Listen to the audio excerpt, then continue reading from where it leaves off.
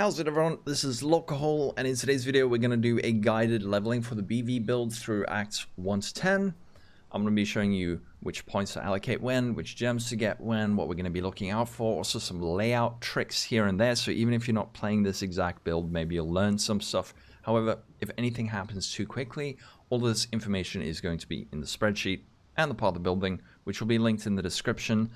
Let's get started. So first thing you want to do, skip all tutorials, put move only on your left click, put move only on a keyboard button, and then maybe also put your default attack here, so you can kill this little zombie. Grab your burning arrow, put it in here, and this is why you want to have move only on your left click, on a keyboard button rather, so you can do inventory management while moving. Grab our momentum. Now we can actually clear this.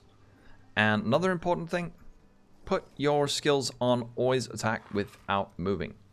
Very important. So you won't run up to monsters to hit them or use your skills if there's some kind of obstruction in the way. We're going to kill our little friend Hillock.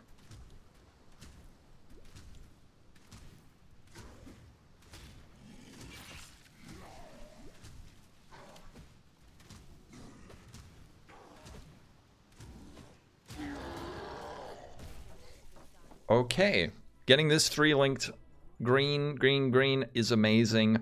One of the things we desperately need to get is a green linked item that isn't a weapon. So what we're going to do here, we're going to grab Caustic Arrow. We can actually pop that in there. We're going to make use of it later. And then we have what is known as a Reg X. This is going to highlight useful items. You can find this in the spreadsheet. So this is going to highlight green links or 2 green links. Like I said, what you really want to find is green linked item that isn't a weapon. So we can grab this. I don't think we need anything else.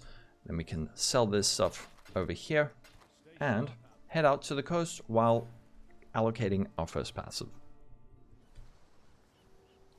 So this we can put here. We actually don't really need our burning arrow. If you want to keep it on there for a bit, we can.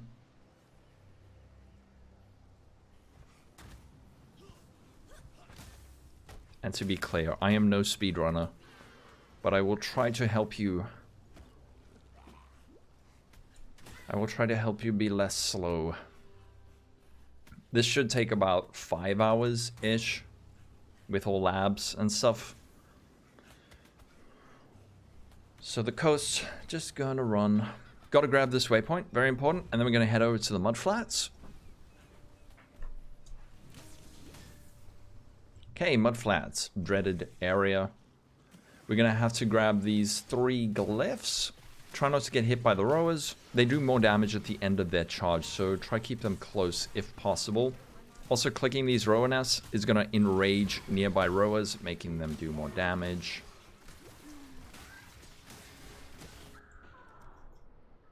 Realistic leveling guide, dying to rowers in mud flats.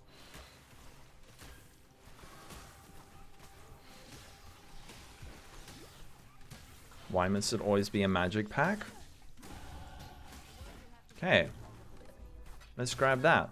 Okay, now if you want to find the next one, you can find these dried out ravines. I don't know if you see I'm following it now. That'll lead you to the next one. Sometimes it will lead you to the sea, but most of the time it will lead you to the next one. So we just want to grab that. This is the ravine. You can see it here. Links up to the next thing.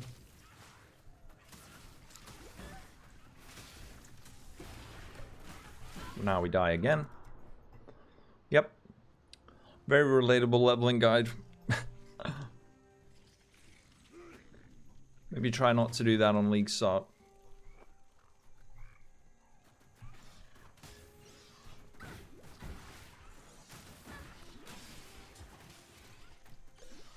Okay, now we need to find the submerged passage. And not die again.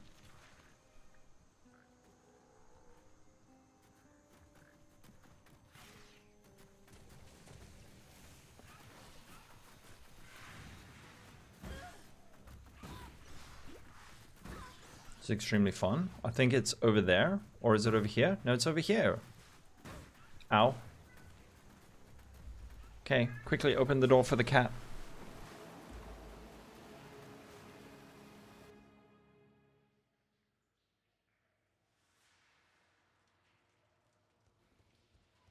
Alrighty, from here, we're gonna head back to our coast waypoint. We can allocate our next point. And now we're gonna go down to the tidal island, or whatever it's called. Yeah, tidal island. Can kill stuff while we're zoning in. Now this area, very straightforward.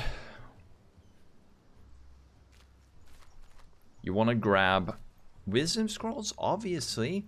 But something else important that we need to grab is any magical rare item, because we're going to want to sell those for transmute shards, and we want to be at least level 4 by the time we kill Hail Rake, because we're going to grab some new gems after we've done this quest.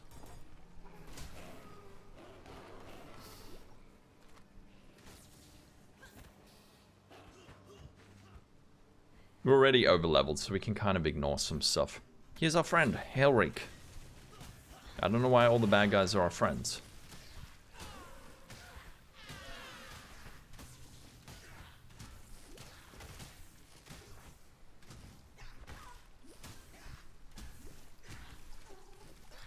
Meow.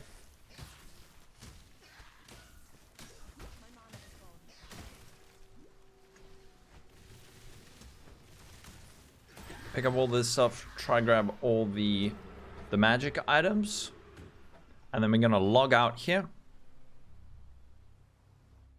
Log straight back in.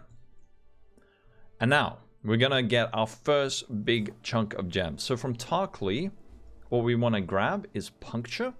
We can pop that in there. And then we're also gonna get Dash, which we're gonna pop in our boots. We also need to sell all this stuff. You don't need to identify it. What we need mostly in Act 1 is going to be transmute. So you sell unidentified rare and magic items. That gives you transmute shards. While you're here, check to see if there's any other green linked items if you don't have one. I think we're alright. We could maybe grab a pair of that. It's just one scroll of wisdom. Now over here, grab your Quicksilver Flask. And then we want to grab Pierce. This is important. So we're going to go Pierce, then we need to go here. We can also check for +1 level of all physical skill gem things, ones, and we're going to grab Mirage Archer. So Mirage Archer, Pierce, and Caustic Arrow. We can also grab Volley while we're here, but we don't really need that. We can also grab Shrapnel Ballista if we need that. Those are optional. Another thing that's very nice is Frostblink, but you may not have the intelligence for it. However, if you can afford a Lapis Amulet, it costs 1 transmute, you can use that. Otherwise, just use Dash, especially if you don't have a blue socket. Okay, after that weird voice crack, let's head into the Submerged Passage. So in this area, we're going to do what is known as our first portal drop. I will explain that. Remember to put on attack without moving. Adjust your skills as you go. So Mirage Archer is going to do some of the attacks while we run. That's why it's so nice to have that. And Pierce is going to make the Caustic Arrow pierce through monsters. So at this little bridge, what we're going to do is drop a portal. We're going to have to come back here. Can grab some of these unidentified magic items, and we're going to keep heading this way. Again, if I'm going too fast on the leveling, I mean, well, on allocating points, it is in the PoB, the PoB, so don't worry.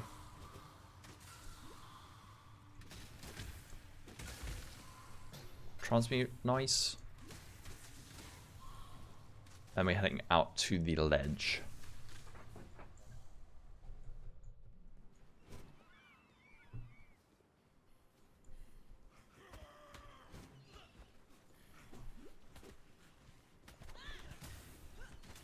So most of the time you don't want to be killing all packs of monsters. If you find a magic pack like this, you do want to stop and kill it.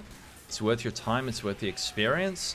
Here also we find a blue socket, which we can now use with for our Frostblink. Again, if you want, you can just use dash, that's absolutely fine.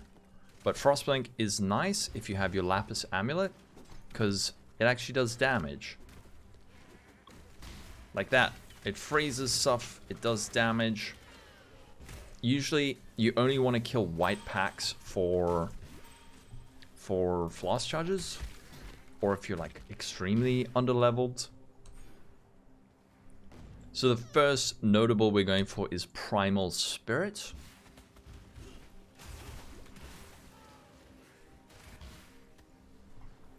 We can actually probably remove our dash. We're not really going to need it now.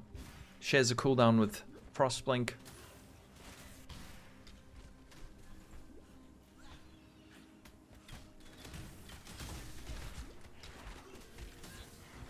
Just killing these dudes to get some charges.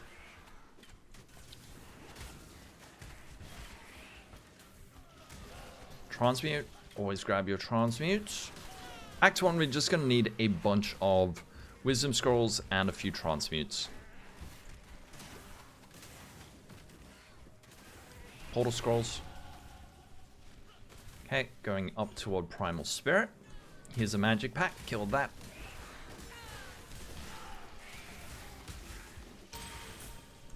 Wrap boots. So boots are worth identifying in case they have movement speed.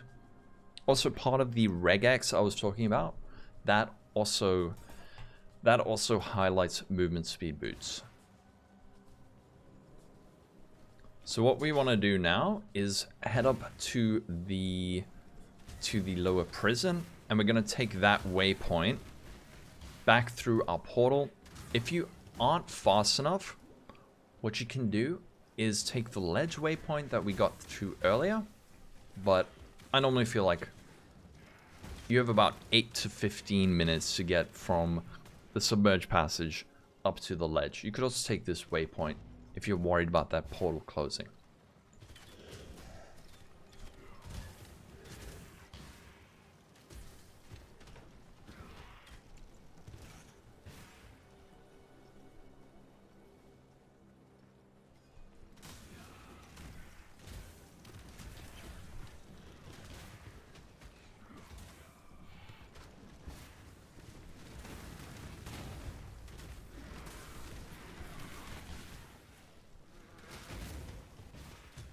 Alright, we made it. Now what we're going to do in this place, going to head back to town. We're going to take our portal. There's no justice in a place like this. Only misery. And go through this. So we need to go back to the submerged passage to go to the flooded depths. That is going to grant us a passive skill point. So very important, you do your skill point quests while you're in the campaign.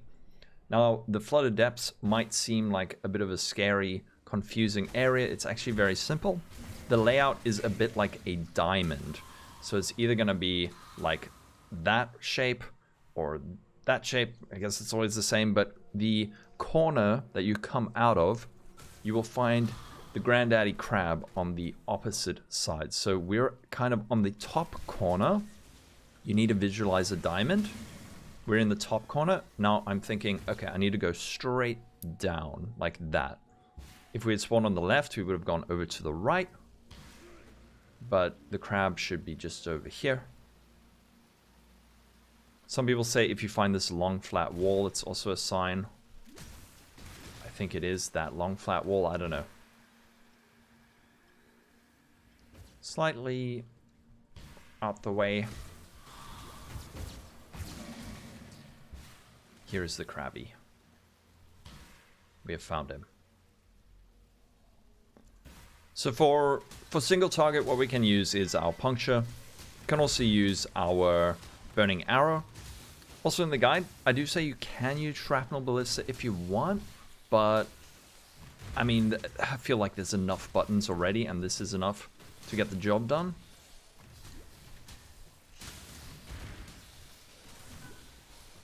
Just make sure you don't die. Okay, I think that's fine. Actually, I want to grab this leather cap. It has nice socket colors. And now what we're going to do again is log out. You don't have to TP. Don't waste your precious TP scrolls. So we log back in. And now we're going to grab from Nessa. We get lesser multiple projectiles. We're going to sell some of this stuff, which we don't need. Also, while you're here, try to update your flasks. That can be helpful. I don't think there are any other gems we need for now. So we move on. We get a passive skill point from Tarkly. That's why we just killed that little crabby. While you're here, check for more things like this. Maybe you need a green, green, red. Well, not on this.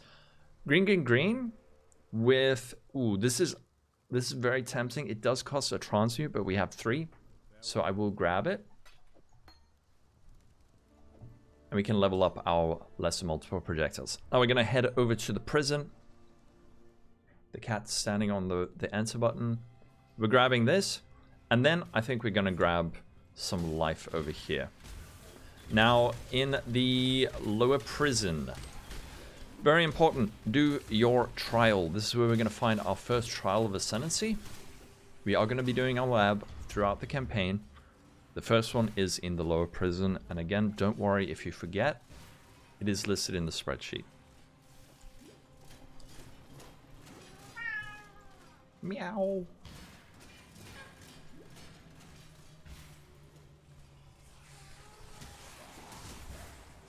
Scroll of Wisdom. We're going to need quite a few scrolls of wisdoms to update our floss a bit later. Can kill this magic pack. I think we're a little bit under leveled. No, we're about the right level. But lots of experience here. Magic packs give you, is it, I think 2.5%? 2.5 times XP or 3 times XP or something like that. So it's worth your time. Scroll of Wisdom. If you're a speedrunner, maybe don't go back for 1 Scroll of Wisdom, but...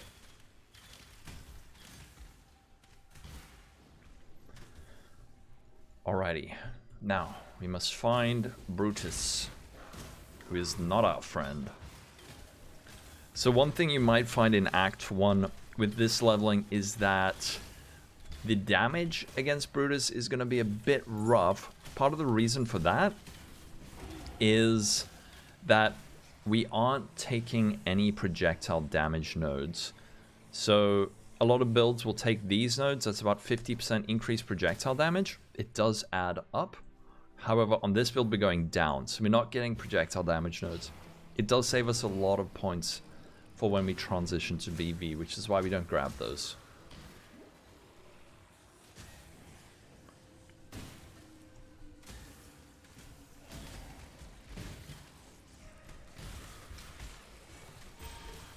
Well, alteration, nice.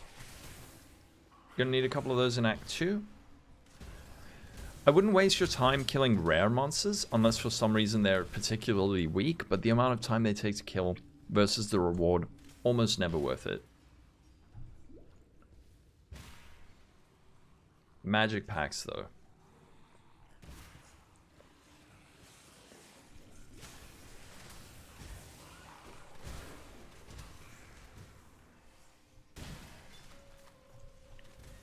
And this is when you start to realize I don't know all my layouts, but it's fine.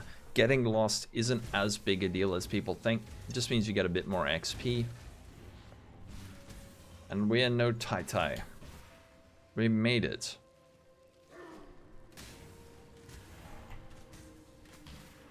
Okay, Brutus time. Quite sure of yourself, aren't you, Huntress? The Warden enjoys the taste of over. So, puncture gonna be kind of useful for Brutus. This skill, what it does is it punctures the enemies, and then when they move, they bleed and take damage. So, if we can get Brutus to chase us, it's gonna do a decent amount of damage, but without the projectile small nodes on the tree, you're gonna see this is gonna be a little bit of a rough fight, but don't give up. Also, this blood on the ground, if you follow it, it'll lead you straight to Brutus. Just don't get hooked by his thing. Hit him with a puncture.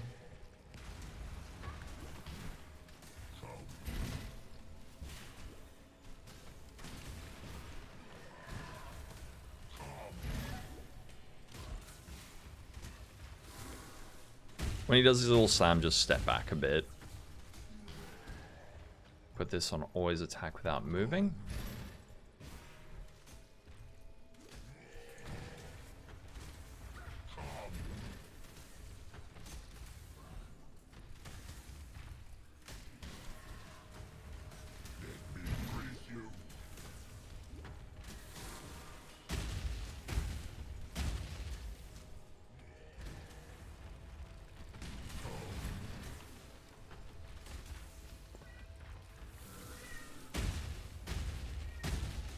Almost got him down. It's very slow. But we get there. Alright, he is dead. Grab the stuff he drops, and then what we're going to do is log out. Don't worry, we do get the waypoint automatically when we kill Brutus. So, log out. There's some stuff we need to grab in town. So, first thing, from Tarkleigh, we can grab Smoke Mine or Precision. Smoke Mine's a decent movement skill, so we're going to grab that. Then, once again, sell the stuff you have in your inventory.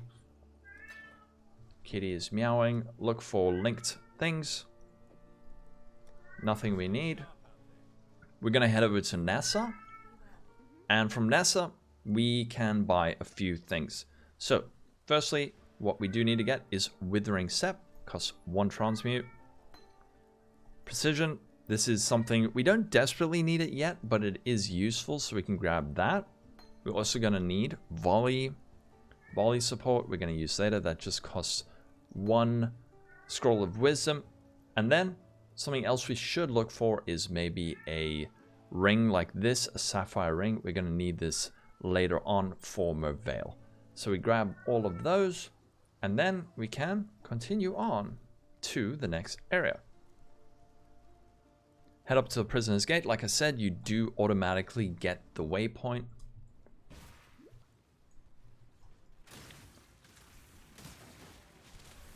Now in this area, we're looking for the canyon that goes down, which is here. If you see this ridge, go down it.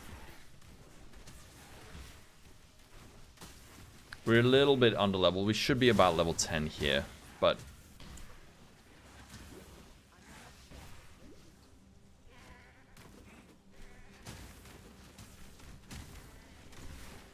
magic pack, although goats are scary, so be careful. Actually, I don't think those are worth.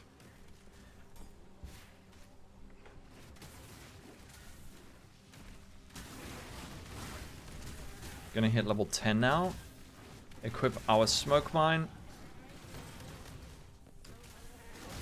This we use like that. You throw it on the ground, and then you detonate it. This is optional. If you're a new player and that's too many buttons, don't worry. Just keep using your Frostblink. But if you do want to go a little bit faster, you can use your smoke mine. That means you can drop Frostblink. You don't need to use both. And again, always attack without moving. Now we're heading into the ship graveyard.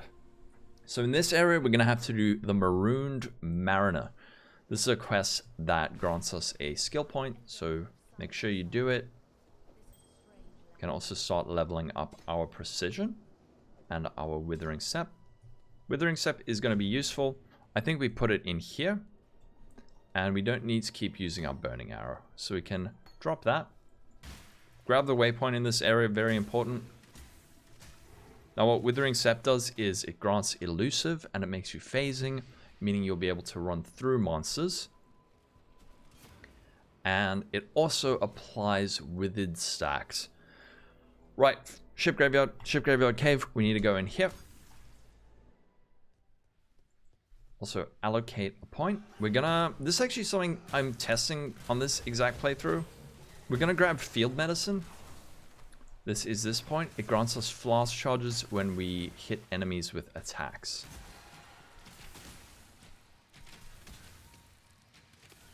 This area is notoriously... I don't know if there's a layout for this, but yeah. So we want to get to level 12 by the time we hit Merveil's Caverns. So try to get some experience along the way. Use your Withering Step to run through stuff. Dead end.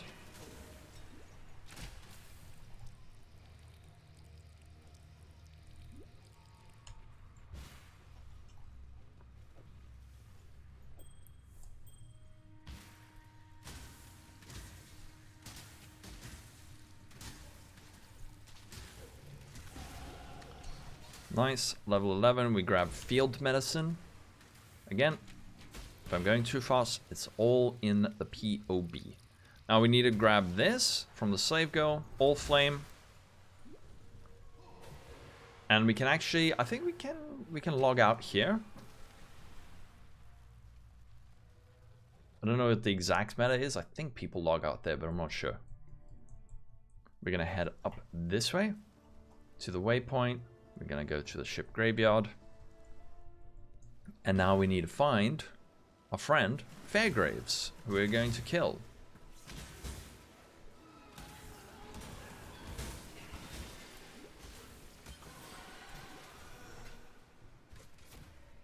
I don't know where he is. This layout seems to change every single league, I swear. It's always different. Is he over there? Is he down here? I don't know. If you're watching this, and you do know, I don't know why you're watching this. Magic Pack, good experience, kill that.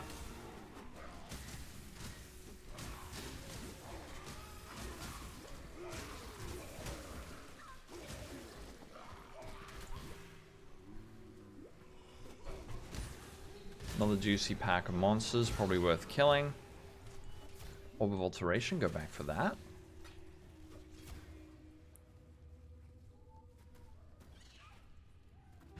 I genuinely have no idea where Fairgraves is.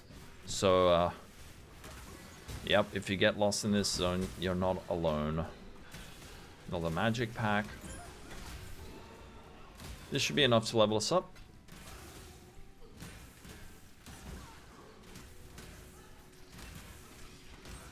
There's Fairgraves. We found him. All right.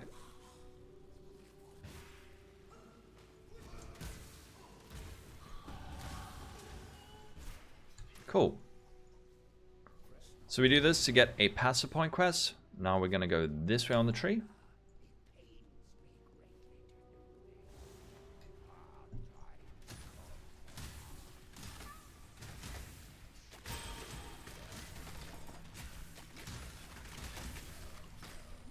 And after this, we're going to be swapping over to Poisonous Concoction, which is going to be our primary skill until we make it to, I think, the end of Act 7, I think, is when we swap over.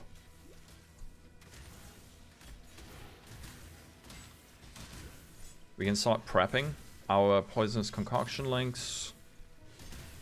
It's going to be lesser multiple projectiles, volley, and Poisonous Concoction. I'm still not 100% sure if we go for lesser multiple projectiles or chance of poison first, but I mean, we've been doing it with volley and LMP, and it feels pretty good. So next, I don't think we need to kill that. We're already over leveled. Now we need to find the Cavern of Anger, where we're gonna kill Merveil.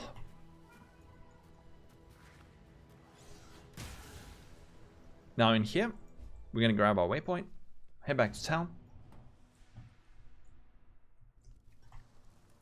And this is the end of our bow. We grab our Book of Skill from that guy, Vestal, and we're going to grab Poisonous Concoction.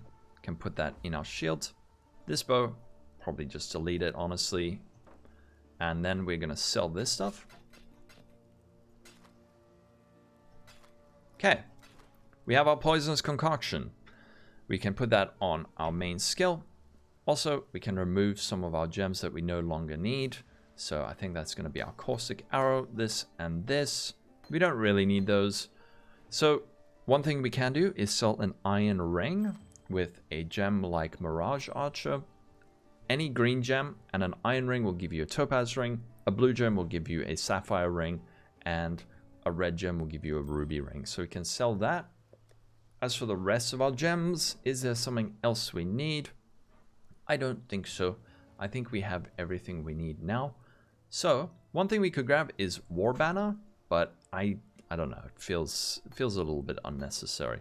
But now, one other thing, very important: buy your flasks.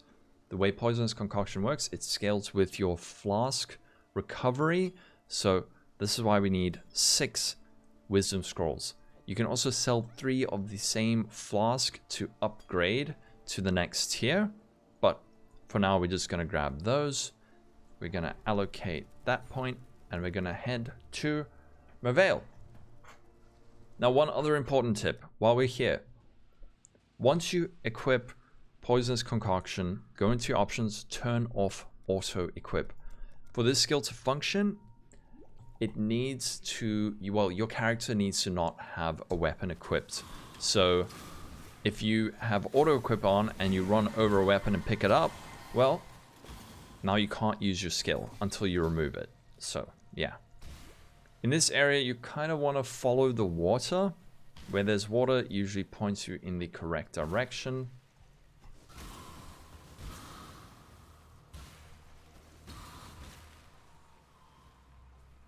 I think this is going to be a dead... I think it goes down here.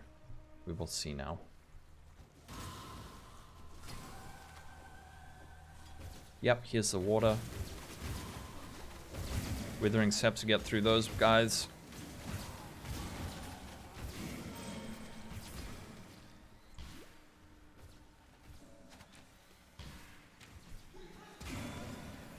Here's more water.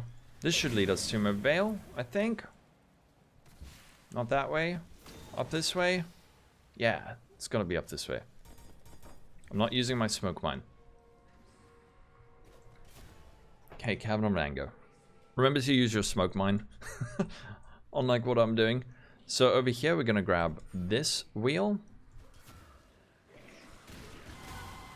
And, oh, something we did forget, which is actually very nice, is Vitality. I think it might be worth going to town to grab that. Same thing in here, follow the water. There is water. We go that way.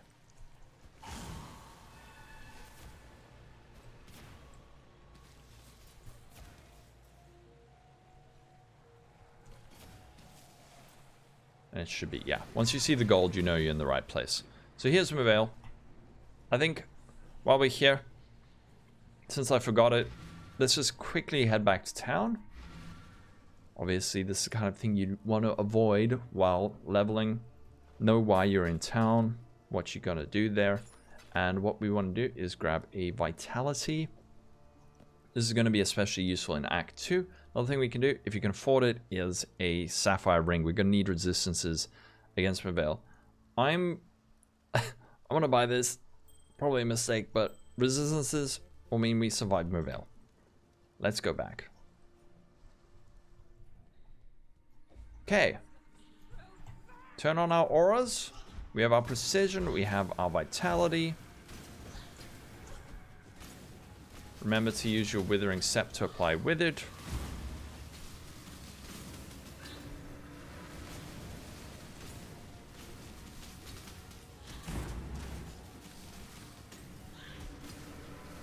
We've run out of flask charges. So if you want to be really cheesy, what you can do is actually just deliberately let your character die. The way Poisonous Concoction works, I recommend reading the skill gem, but it consumes charges to do extra damage. If our charges are empty, we're not getting that extra damage. But if we die and come back to life,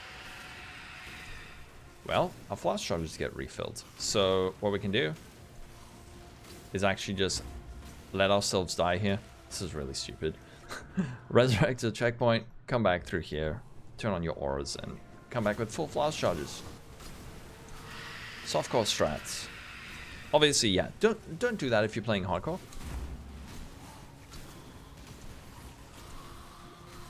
Okay, we have done Act 1. Nice and slow. Grab the rare items and whatever else you can fit. What was our Act 1? 33 minutes. Wow.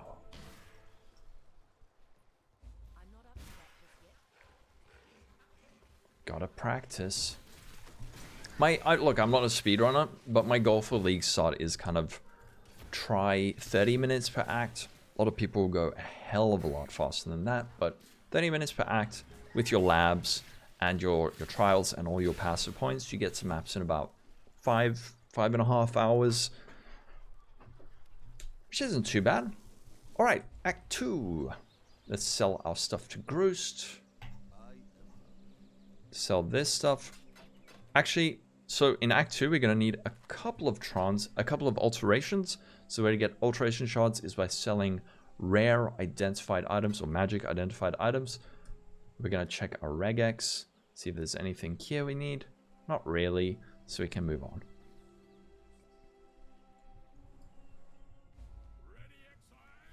Einhar. Don't really need him. So in this area, something you want to do is find the den. The den is a place where we can complete a quest, which grants us an additional Quicksilver Flask. Now, if you, for some reason, have a second Quicksilver Flask, you can ignore this, but I'm just keeping an eye out for that.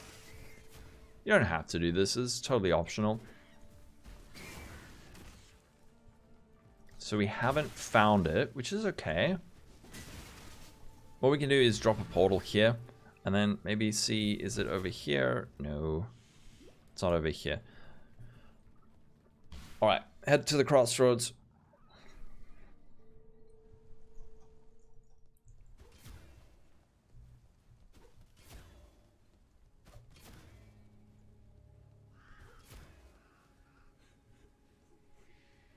And if you do want to go back for that Quicksilver Flask, you can just go back to town. Sometimes it can be a pain to find that den. And then we can take this waypoint. You can either take this waypoint or just run out and look for that den. I'm not exactly sure where it is. It might be like right at the start. It might be up there. It's a mystery. To me, at least.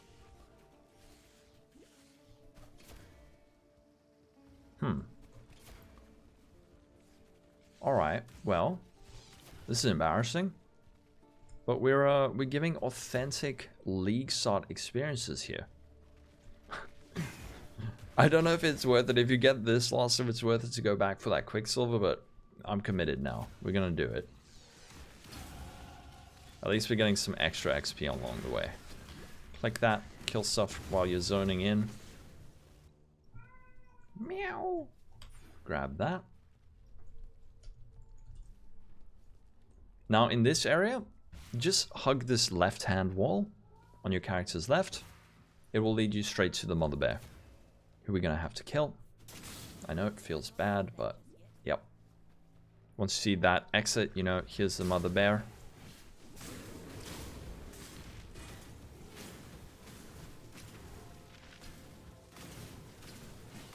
Kill her, grab the stuff, log out. Log back in. And we're gonna sell stuff to Groost. Again, maybe identify that if you want. If you're desperate for ID scrolls, you can maybe sell one transmute just for a few. Gonna talk to Yina.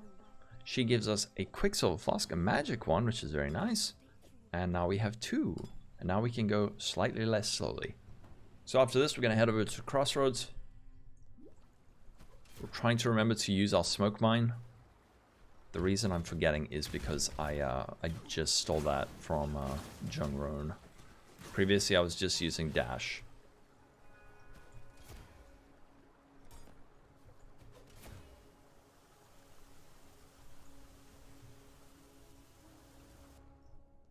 Okay, this area is going to be pretty simple. There is a nice little trick to show you where to go next.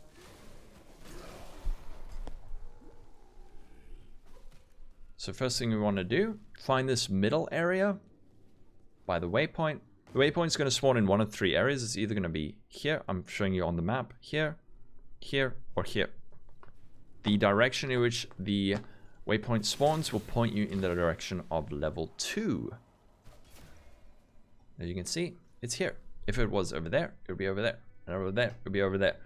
Now, Chamber of Sins level 2, there is another trial in this area. Very important you do that. I normally go this way first, kind of up and to the left, just to check. Because if you ignore that, sometimes this expands outward. Not often, but sometimes.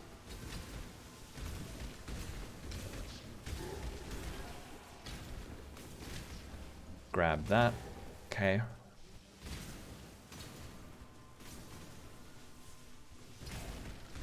We're slightly under-leveled. And here's our trial.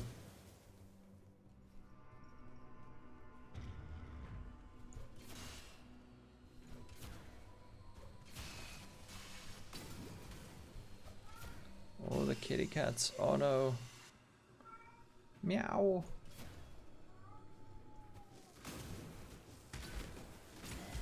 Can probably actually kill these res. Damage is good enough now. Want to check out these boots. Always want to check out for movement speed. There we go, 15% movement speed. Nice. Chaos and Wither resistance. Lovely. Probably not worth my time to kill that dude, but... Okay, requires level 18. We'll use those once we hit level 18. And we're going to allocate Toxic Strikes.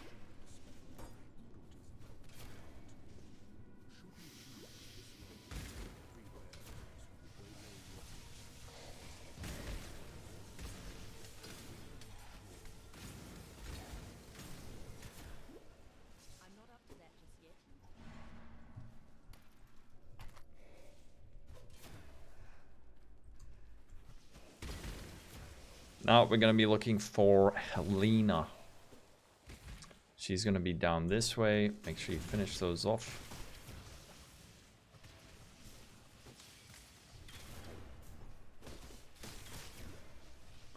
Now in this area, equipping a Topaz Ring is probably a good idea. There's a lot of lightning damage, so we can pop that on.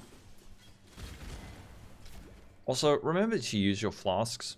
I'm using my flasks like half the time. So... all those little micro adjustments can help you go a little bit faster. Like I said, I'm no speedrunner. I forget to use my Quicksilvers. I forget to use my Smoke Mine. But there's no rush. Alright, so this is why we need some lightning resistance other than these skeletons. We have Fidelitas over here. Spooky guy does a little lightning strike attack at you.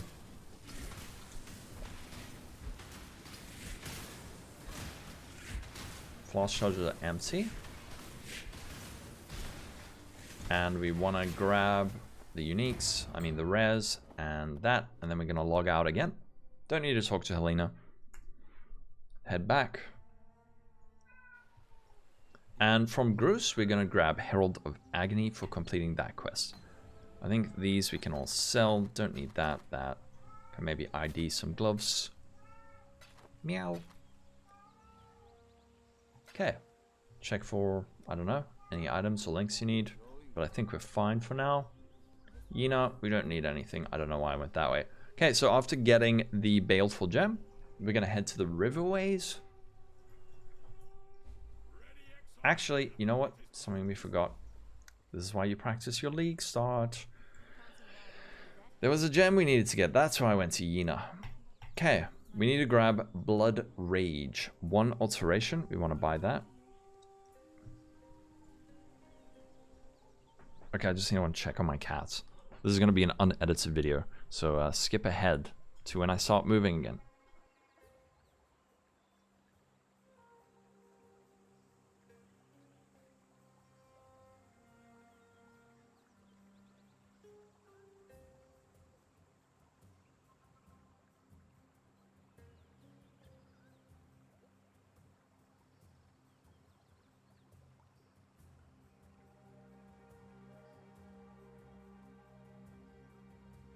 Okay, we're back. Cat is fine. Use our Smoke Mine, use our Quicksilver.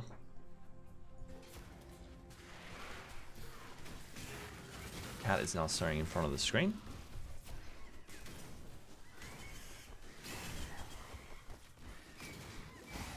Okay, cool. Level 16 means we can use our Blood Rage and our Herald of Agony. We're gonna turn on our Herald of Agony. It gives us increased chance of poison. Also summons an Agony Crawler that does a bit of extra damage. And then Blood Rage. I can't. The cat's sitting on the space bar. Lord have mercy. I'm stuck. This is a very raw, a raw playthrough. Okay, grab this waypoint. Very important. You're gonna need that later, and we can put our Blood Rage there. So Blood Rage is gonna give us increased attack speed and frenzy charges on kill. However, it does drain a percentage of our life per second, but we have our vitality, so that's kind of offset completely by that. Now we want to head down here. We're going to grab Precise Technique next. Oh, poor kitty. Nearly squished the cat's tail. Go down here. Essence is always nice if you have the time.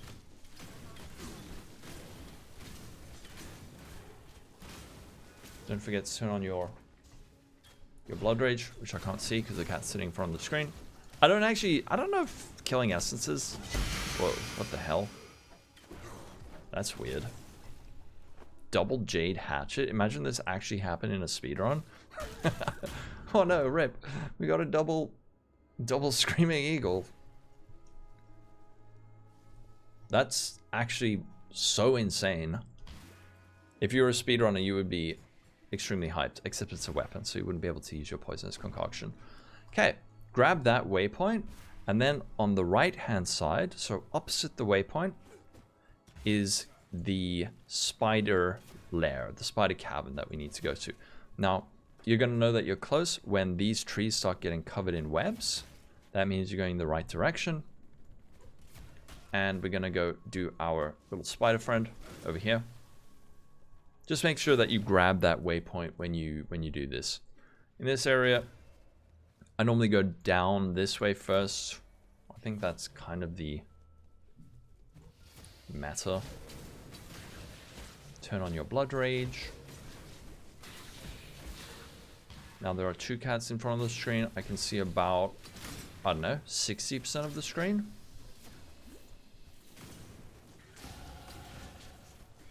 Okay. We've leveled up. This means we can get Precise Technique. So Precise Technique, I'll explain it once we've allocated it. Essentially what this does is we get 40% more attack damage, which is a lot. Oh, all my auras are off. I don't know why. I couldn't see my mana. Okay. It gives us 40% more attack damage, which is a hell of a lot. However, only if our accuracy is higher than our life, and we also cannot deal critical strikes. So for leveling, this is really nice. What we need to do, open up our character sheet, head over to our Poisonous Concoction, check the main hand accuracy rating. You can see here it's 481, which is higher than our life, so it will function. So we're actually scaling the attack portion of our Poisonous Concoction, which works nicely. Orb of Chance, definitely don't forget to pick those up.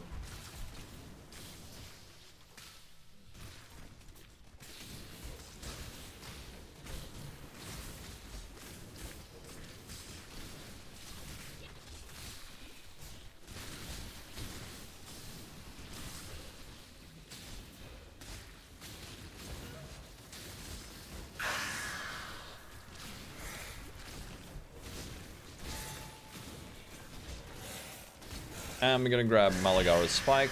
Wow. Check out all the uniques. Don't need that. We can log out. Head back to character selection. Log in. And then put these in our stash. Because just as a memory. You can also try keep your inventory a little bit clean. Probably a good idea. So want to use those. Another important thing is upgrading our flasks. I can't see my inventory, there's a cat in the way. Upgrading our flasks. So every 6 levels we're going to get access to a new flask, and that will increase the amount of recovery. I'm going to sell these whetstones, it'll give us 8 of those. We can buy 1 of these. I'm going to get that for when we turn level 18. Silk does give us some gems, but none of these are really useful, so Don't actually even need to hand that one in. After that, we're going to head up to the crossroads, and we're going to do Creighton. So for the bandits on this character, we're going to kill them all.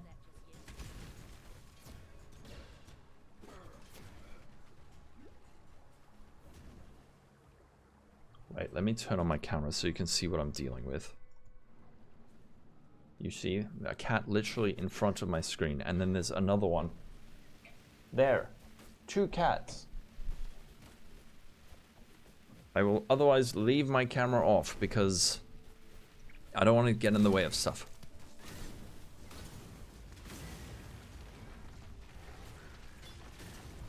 Okay. Heading over this way. I can tell that I'm about to level up by looking over at Streamlabs. Okay, we're going to kill Creighton. Remember to turn on your things.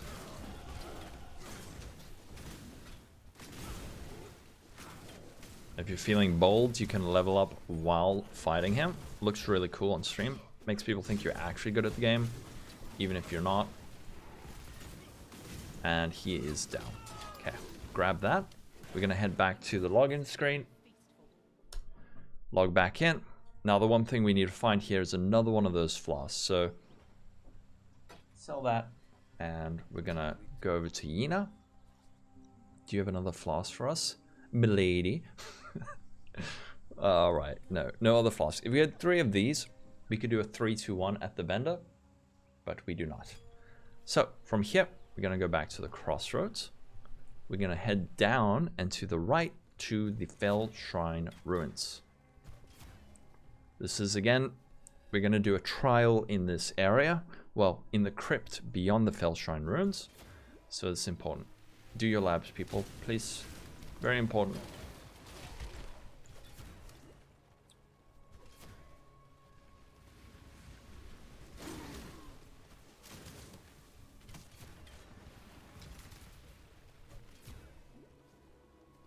Get lost. Normally you can just follow the path, honestly. That's probably the wise thing to do. I have a horrible feeling we're about to hit an extreme dead end. Hey, it's Divinia's temple thing.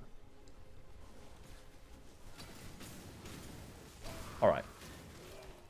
Cool. Here is the crypt level 1. This area, just follow the path.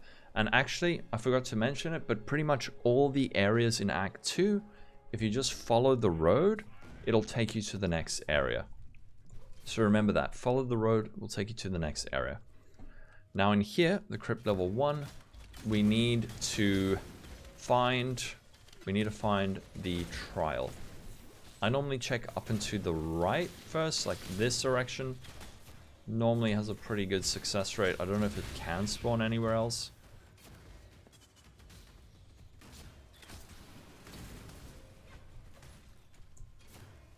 Here we go. I'm not up to that just yet.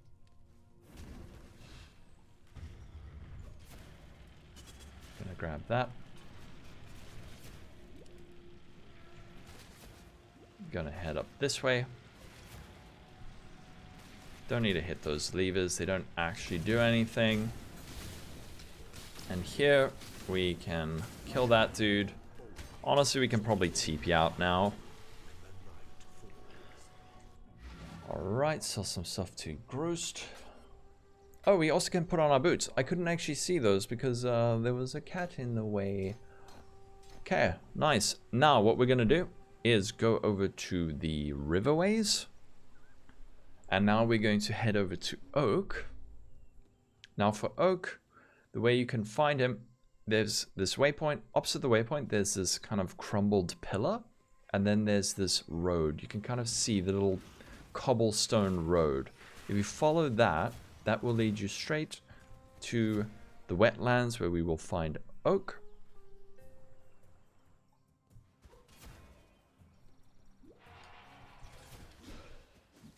Remember to use your Blood Rage, remember to use your movement skills, remember to use your Quicksilver Flask.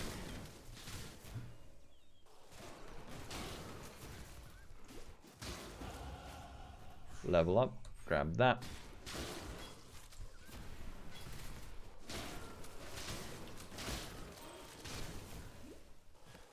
here is the exit, but we want to find oak first. We can unlock that. Grab this waypoint. Try find oak. Where are you hiding? I don't think he's down this way.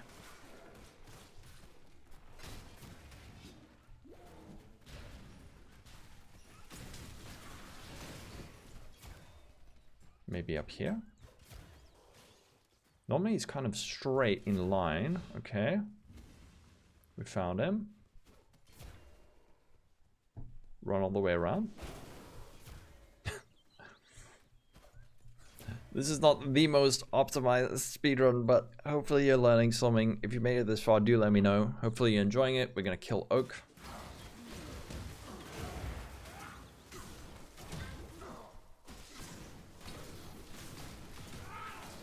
Okay, Oak is dead.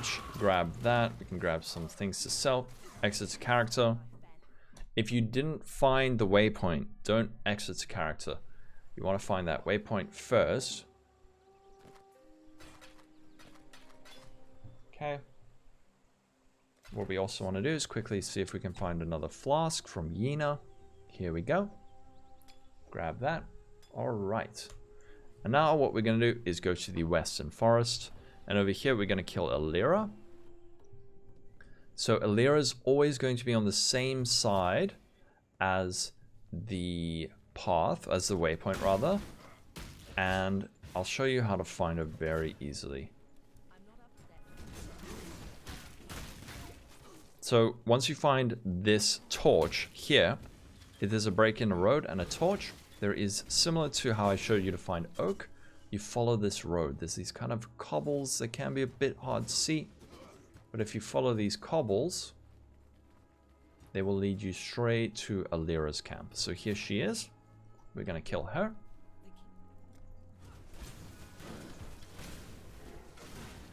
I have no idea. Are my auras all up? No, my vitality is off. We're going to kill her. Nice and easy. And now we're not going to port out yet. There is one more little side quest we need to do here. So if we follow the road, we're going to head back to the road. That's going to lead us to the Thaumatic Emblem. So this will help unlock the road to Act 1. We're going to kill this guy, Captain Arteri. Try drag him up to the Thaumatic Seal so you can just grab it, instantly unlock. I don't know how other people do it. I like doing this. I go through the Prisoner's Gate. This is going to take us to Act 1. We're going to open a TP. It's going to take us to Lionized Watch. And then we're going to talk to Bestel and get a reward for completing that quest. So there we get a point. Now we can head to Act 2. We're going to turn in the quest with Eramir. This is going to give us 2 passive points. And then we're going to go on to the wetlands. And let's allocate those points. We're going to go 1, 2, 3. Easy like that. Wall Ruins. Now this area might be a pain in the butt for a lot of you, I'm sure. However, it is kind of straightforward-ish. It's either going to make a Z pattern, where it goes kind of this way, that way, this way, that way, or it's going to do the opposite, like an S. So one way, then the other way. Either that, or it's going to do a loop, where it's going to loop around, and the exit's going to be kind of behind the entrance. So let's see. Are we going to get a loop? I feel like this might be a loop pattern. Some of these guys can be a bit deadly. Be careful. Pine Buckler. Nice. And a level up. We're going to grab that point. Yeah, I think this is a loop. So it's going to be kind of behind the entrance. This is an area that you might want to just practice in. Practice resetting.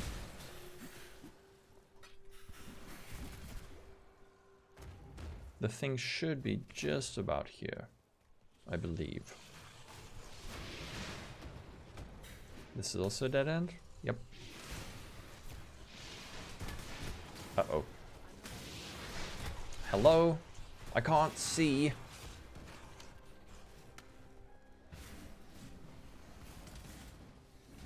Alright.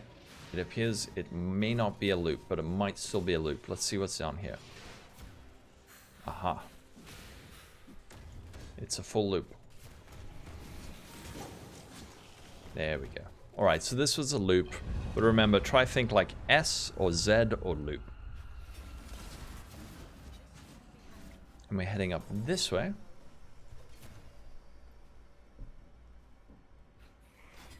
So because we got a 3-link, I guess doesn't hurt to slap an essence on that. Normally you want to use essences for boots to try and get movement speed, but because we already have that, having a slightly better... I can't see this side of my screen. Slightly better shield is fine. You don't actually need to grab that waypoint. Probably never coming back this way. And then for this area, just hug this wall. Just hug this wall.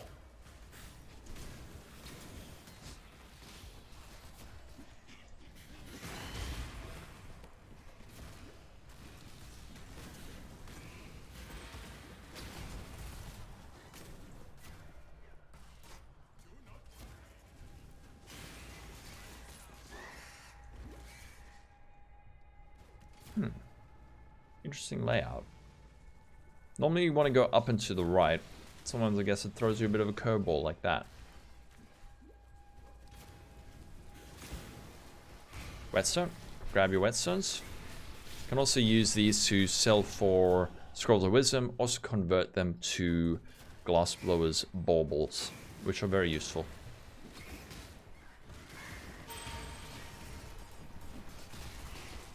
Jewel's orb, scroll of wisdom. Grab those.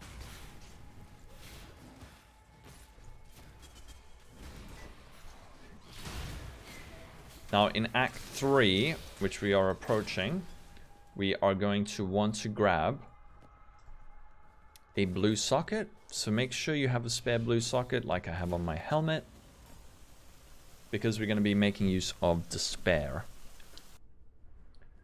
in this area. Alright, so we're going to grab the Chaos Dot node over there. Our chance of poison on this is 75%.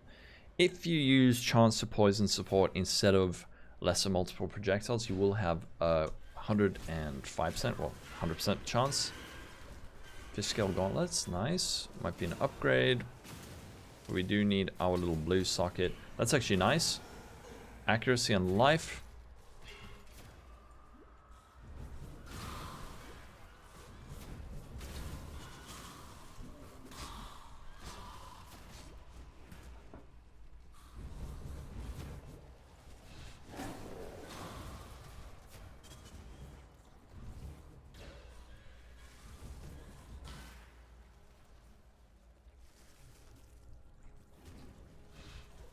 Okay, we're entering the caverns. This area, grab your crafting recipe and the waypoint if you want it. And if this is closed, it means you haven't handed in the quest to Aramir, so make sure you do that. Now in this area, the caverns, we need to find the way up to the ancient pyramid. There is not really a trick for this. As far as I know, this area is a pain in the butt to speedrunners all over. But if you kill stuff, you get experience. Getting lost, not too bad.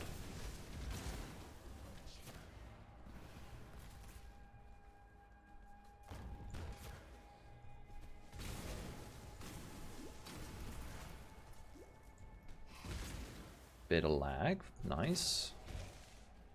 Is it over here? I don't know. There's a ball area. Okay, gonna grab that point. Oh, the kitty. It's not this way.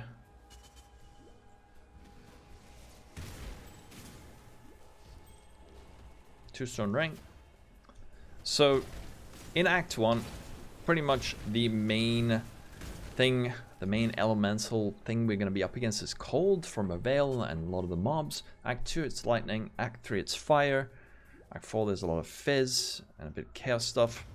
So in the ancient pyramid, on this first floor, you want to check each of the corners. That should lead you up to the next zone. So here, like that. Now, in the next two areas, each of these areas are kind of laid out like a diamond or a square. You want to go similar to the submerged passage to the opposite corner. So we're heading that way. Just grab some XP from these dudes.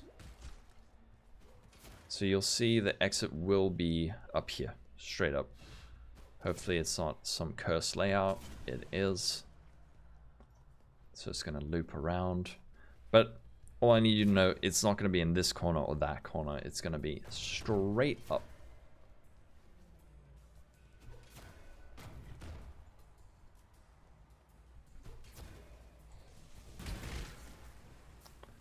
And it's going to be the same for the next zone.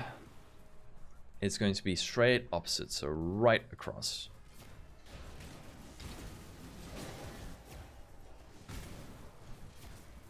There we go. Okay, let's kill this dude. And then what you want to do always is compare how you are leveling compared to your friends. Type /play just to see how slowly you're going. Ruin your confidence. Remind yourself that Exile can beat the game in this amount of time. And yeah. Okay, this stuff we want to sell. Okay, let's do it.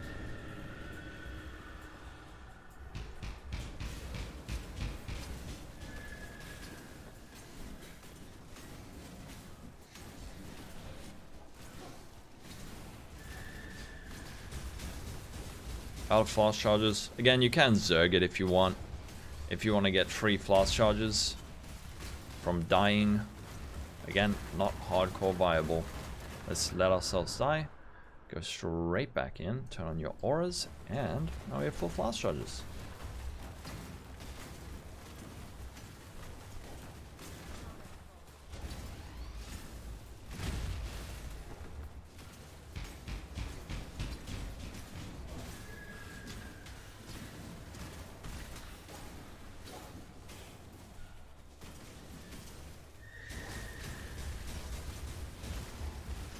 Okay, kill this dude, grab some stuff, whatever you need, and then what we're gonna do is log out. And you might think, oh no, we're gonna have to run all the way back. Don't worry.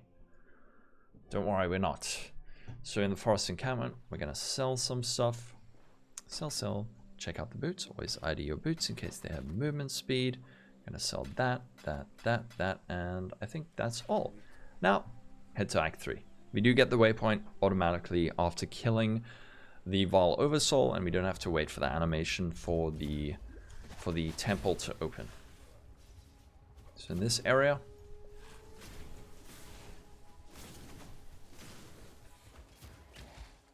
we have to save Clarissa from Captain Arteri, or the guard captain, or whatever. Do that. Alright, all with regret. Nice. Now, don't run away. You need to speak to Clarissa first. Sometimes it'll happen you forget to talk to her, end up in town. Thanks for the follow.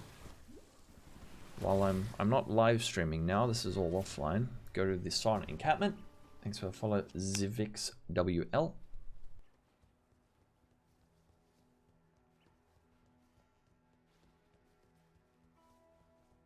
Now in Act 3, you don't actually have to go down to the town. You just go straight to the Silent Slums.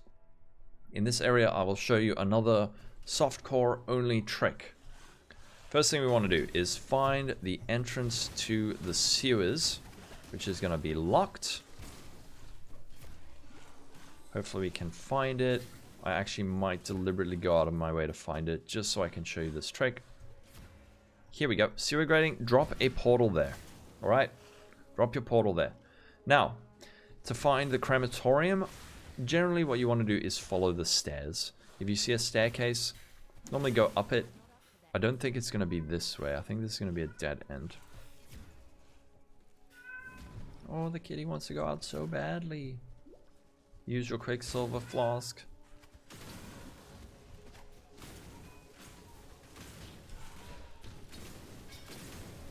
The cat is not in pain, don't worry. She just wants to go outside and she's not allowed to. Okay, gonna grab this last node, wasting. And then we're going to follow these stairs up.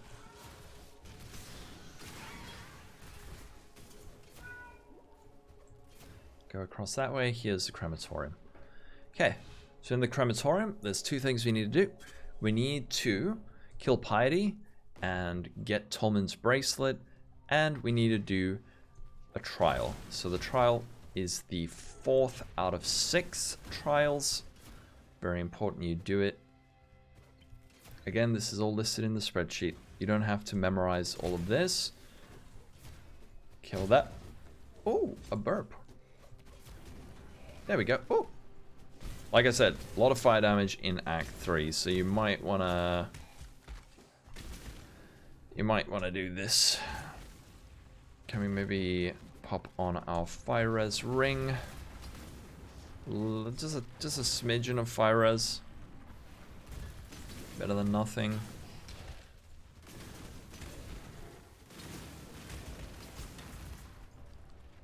Should have probably grabbed that rare item.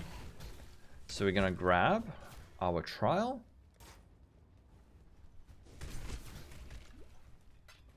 Kill these dudes.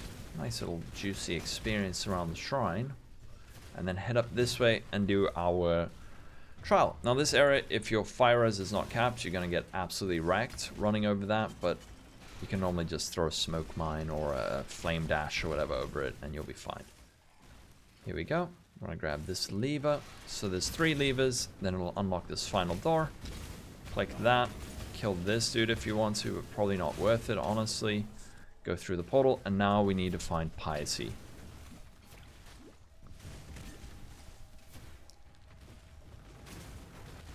Transmutation, scrap, nice.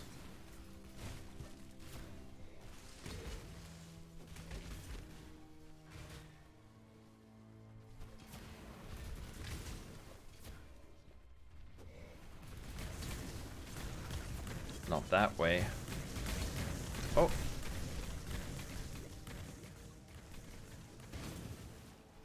Alright, Piety's going to be over here. Let's try not to die.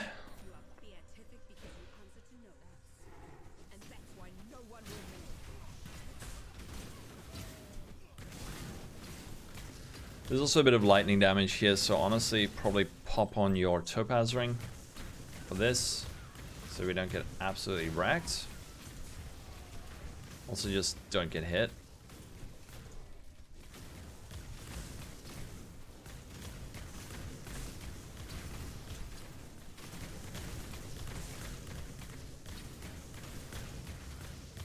Okay.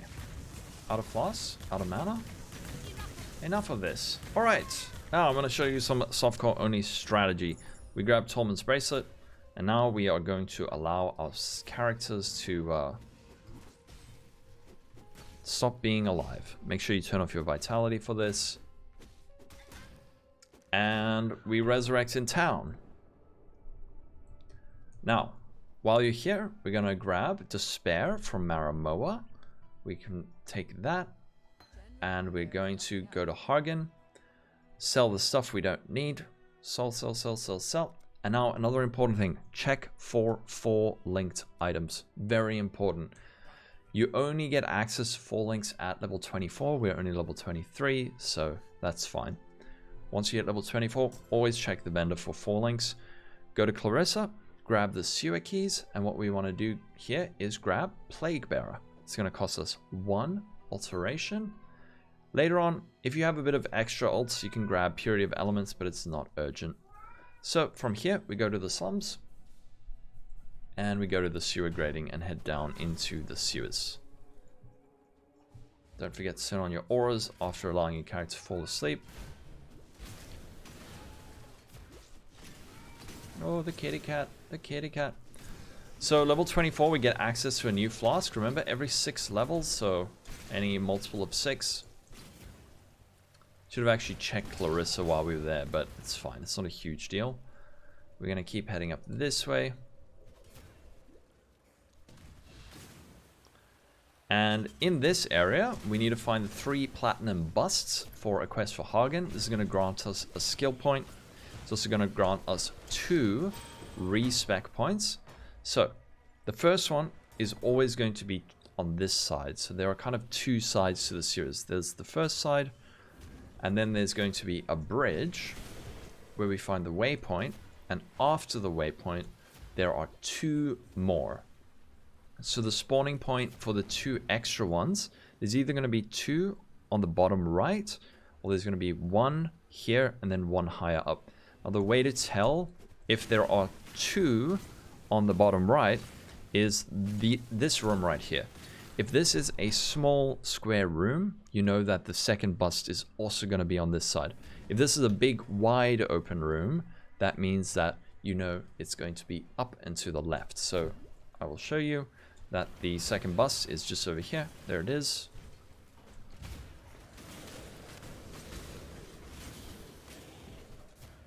Grab that. There's only 3. Kill these little guys. A bit of XP. And then we're going to head up and to the left. That's going to take us to the marketplace.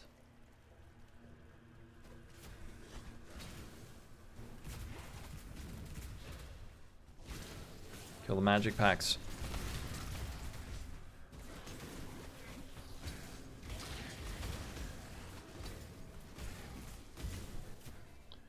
And head here to the marketplace.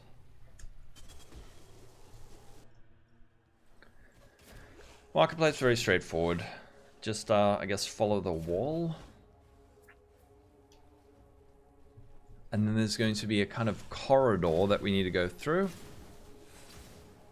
Here we go, corridor. Just run through this. Don't worry about killing all these guys. And we want to grab this waypoint. And then just next to the waypoint is going to be the catacombs. We need to do the catacombs for another ascendancy point.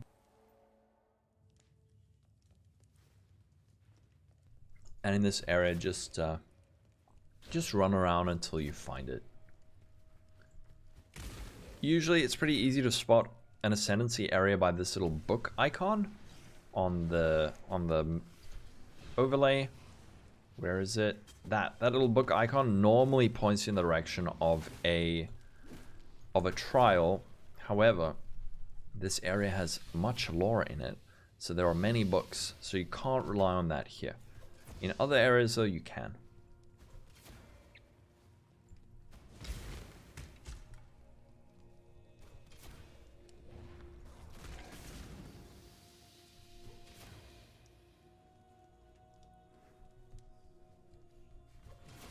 I think this is the boss. We don't need to kill this guy. Bit of a waste of time. I think that's a dead end.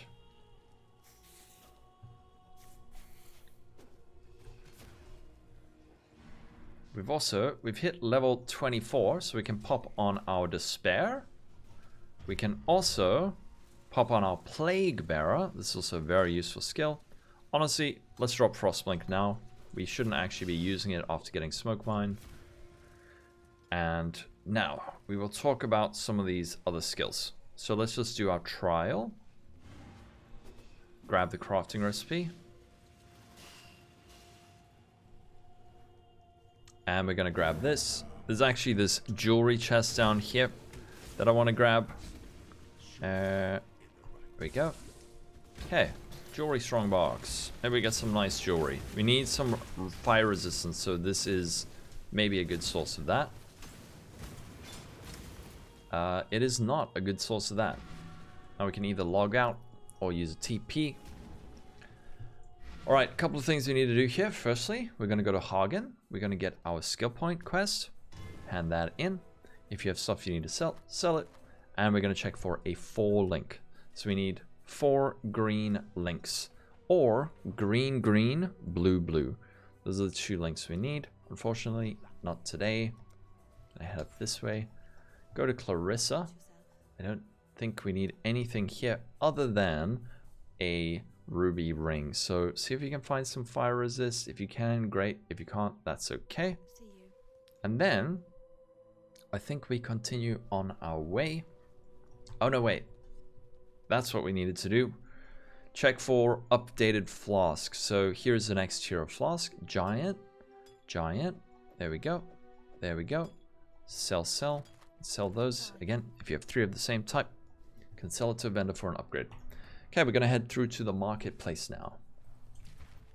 And continue on our way. So let's talk about Plague Bearer. Plague Bearer is a skill. You push it, and it starts incubating, which means as you deal poison damage to enemies, it is going to do some... Well, it's going to gather charges almost. And then once it has finished incubating, or when you've gathered up as many charges as you need, you can push it again, and it'll start doing a kind of area of effect poison. So I'll show you there. Now we are, it's like an RF, that number goes down, and it kind of does a little AoE poison. Very nice for clear, especially later on. Let's head into the next area. The other thing we got is Despair Curse. This reduces enemy resistances. So we're going to use that for bosses primarily. Just organize our auras. Okay. This area has a very set layout. Normally I go down into the left, and what we want to do is find the waypoint and the ribbon spool.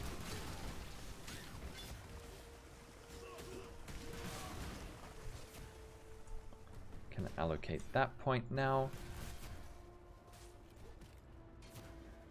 Great smoke wine usage. We're gonna grab the ribbon spool. Check out these boots. Maybe they're nice. They're not nice. Grab this waypoint, very important. And we're gonna head down this way. Now, this again is a fairly fixed layout. Not 100%, but very close. We need to head to the docks. There is an item there we need to progress. And there's also amazing experience in this area. This is always going to be in this direction from the waypoint. So you go down to the waypoint and then straight this way, kind of up and to the left. Now the docks, some people have asked me in the past, how do I know where to go in the docks?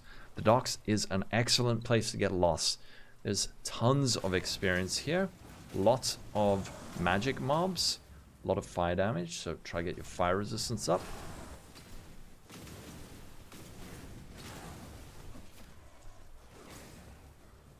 And it's a level 29 zone, so I think, yeah, no, we should be getting maybe almost full experience.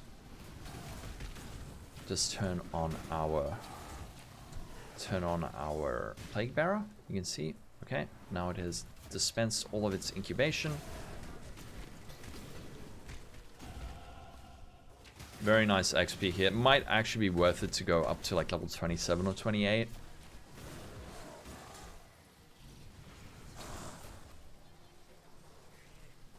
Remember, always attack without moving. So here we have found the Thaumatic Sulfite. Kill the magic mobs as always. And I'm gonna clear more of this area. Next we grab Soul Siphon. Again, check the POB. It is a segmented tree.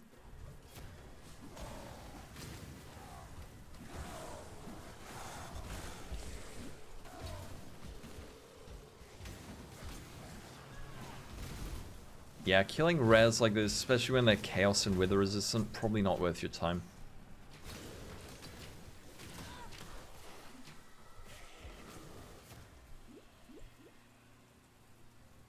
I think this goes down, yeah.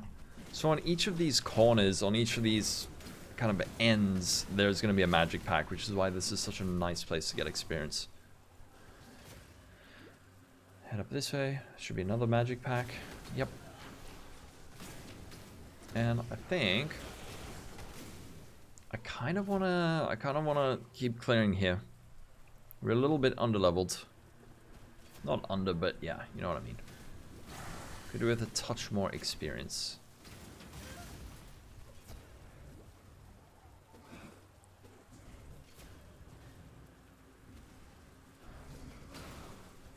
Another thing to keep an eye on is just your accuracy rating. Just to make sure for the precise technique that your accuracy is still higher than your life. So our accuracy rating, you can see, is somewhere here. Accuracy rating 842, our life is 531, we're good. Okay, right, now we can head back to the battlefront.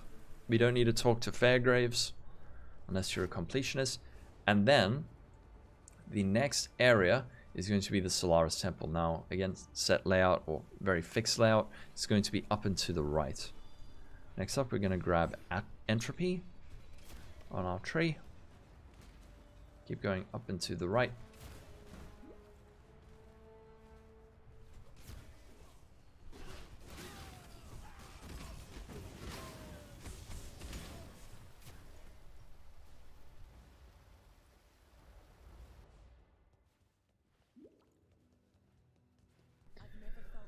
This area is usually not too confusing. I used to say follow the carpets, but I kind of feel like there's just carpets everywhere now, so that's not very much help. Like there, we follow the carpet, and it led us to a dead end.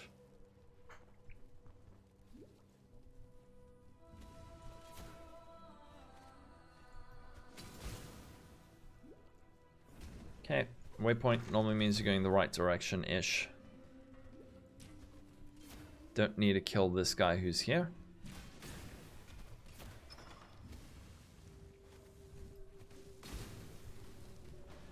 Another dead end.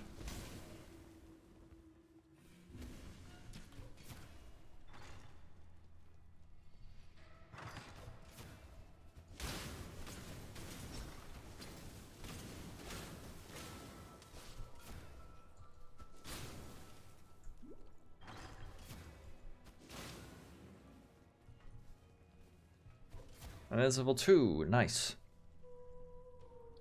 Same thing with level 2, very straightforward. Sometimes you can get a skip, but not now.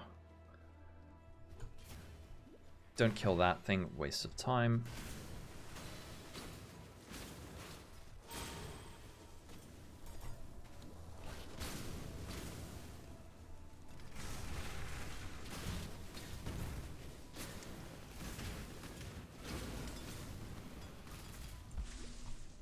Can probably do with a mana flask upgrade. Yeah. Can't use that yet. This is the next tier of flask. Usable level 30.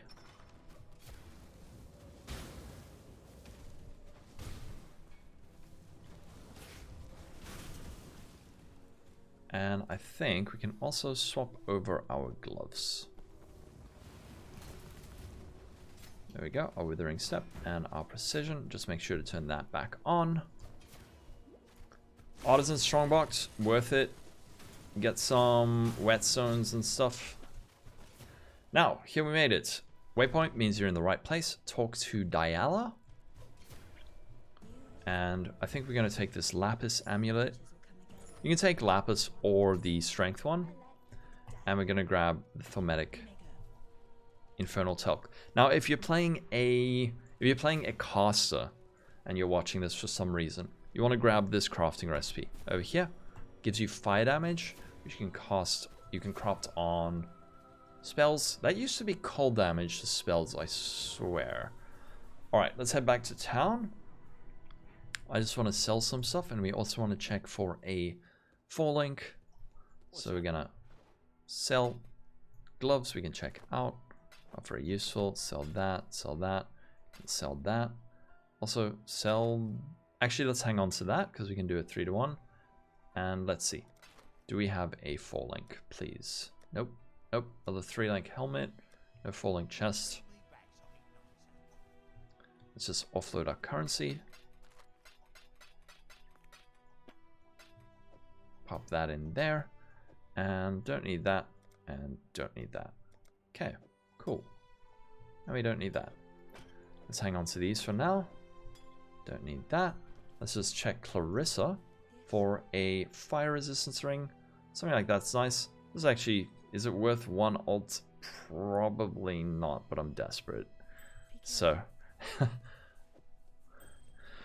Alrighty, now we head back to the sewers. In the sewers, there is a trick where you can sometimes get across like that, but I've never got it right. So we're going to open up the Undying Blockage. Head over here, grab your Fizz Damage crafting recipe. And go to the Ebony Barracks.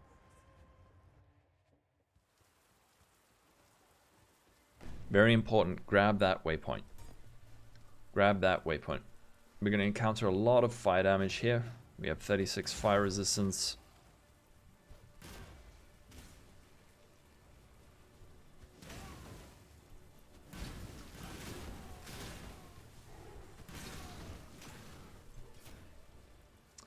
Gravicius we actually don't need to kill. On a lot of things you do want to kill it, but you don't need to on this character.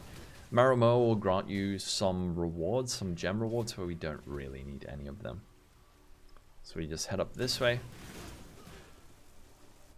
Now this area, following the carpet, actually does help a tiny bit. But I'll show you where. Might be worth grabbing this. Hatred, that's resistance. Hatred, Wrath, Anger are all resistance essences, similar to the auras. So those are worth taking. Especially if it gives you a point like that. So we can maybe use that on, that's an item level 11 belt. Maybe we can get a slightly higher tier level belt.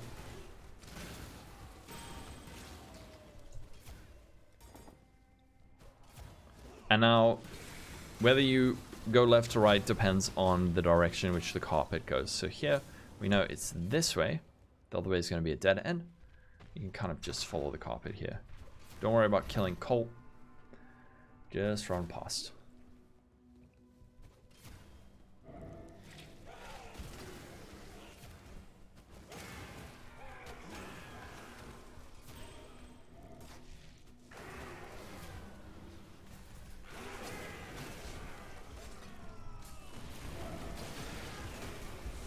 Turn on your Plague Bearer. I'm really bad at using my flasks.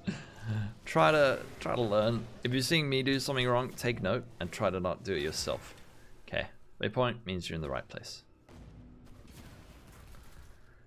Nice. All right. So, Lunaris Temple, level 2. What we're looking for are some big, double pot, big long staircases. These will lead us to the next zone. A lot of physical damage here. A bit spooky, but it's alright. Alright, we got another Colossal Flask, meaning we can drop that.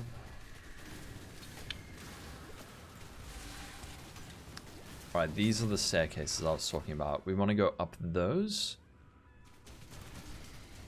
So keep your eyes out for these long stretches here.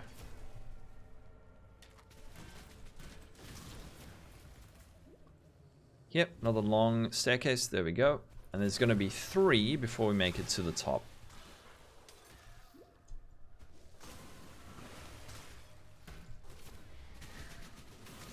Here's the last one.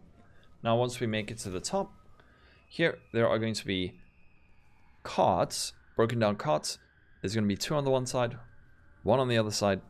You go the direction where there is only 1. That'll lead you in the right direction.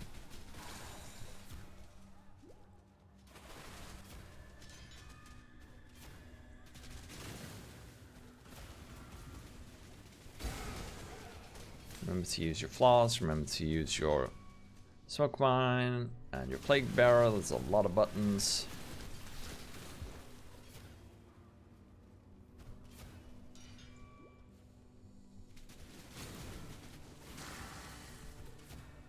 And now we're going to kill Piety. She's going to do a lot of fire and cold damage. So it probably would be a good idea to have those sorted out. We can grab some life over here. Again, remembering, keep your life below your accuracy rating. What have you ever done but serve yourself? Oh, and she does lightning damage. Forgot about that. Out of flash charges, it's okay. Just chase her down. If we die, it doesn't matter. We're playing softcore.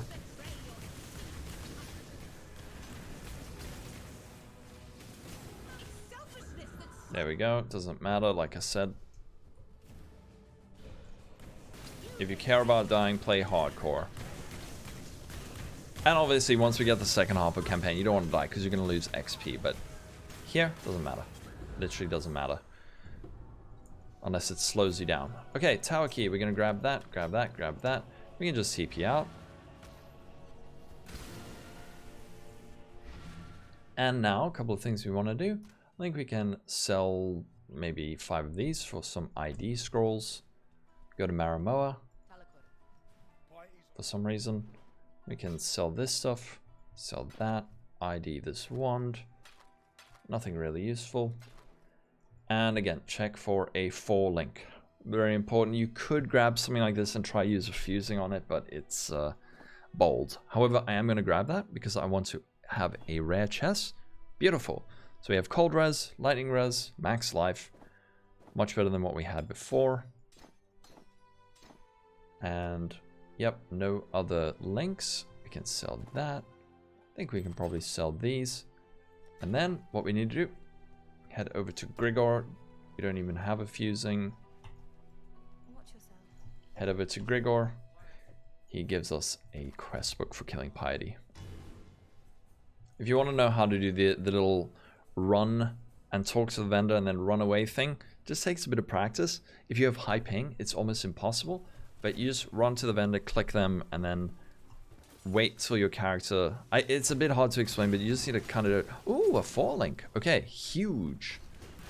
However, one thing about this, it has a blue socket.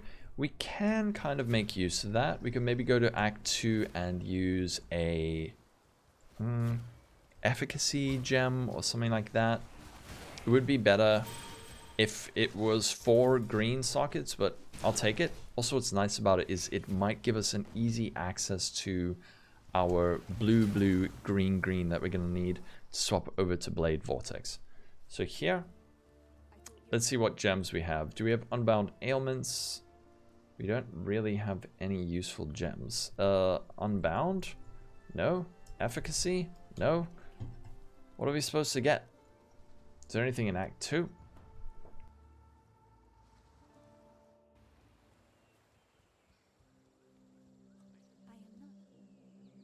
Yeah, I don't actually believe there is anything particularly useful that we can get. Nothing that we have access to. Maybe while we're here, grab a fire res ring for the rest of Act 2. Act 3. Okay, back to Act 3. Imperial Gardens. Something we could do here is go and do the library quest with Siosa. That grants us access to shield charge, which is actually really nice. It also grants us access to, you know, that skill gem that we want. So we can do it. It is a bit slow, but in the meantime, let's head up to the top corner of this area. This is going to be our final lab trial for normal difficulty. Well, at least for normal lab. Grab this. I think it's all attributes, and we're going to grab that.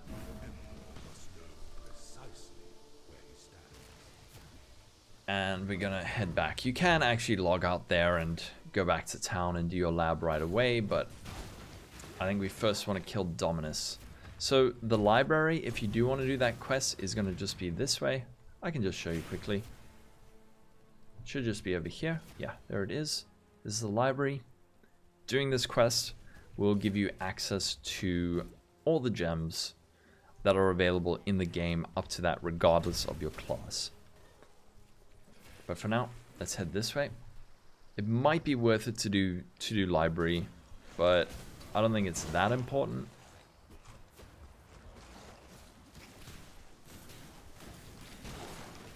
This area fairly easy to navigate. You'll know you're going in the right direction. We're looking for the upper scepter of God, or the scepter of God. You'll know you're going the right way when you find these broken down carts. So these broken down carts point you in the right direction. And you just follow those up to here, this locked door. Enter in here.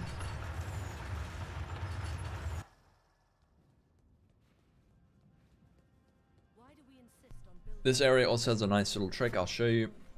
So the first set of stairs is going to be kind of opposite the entrance.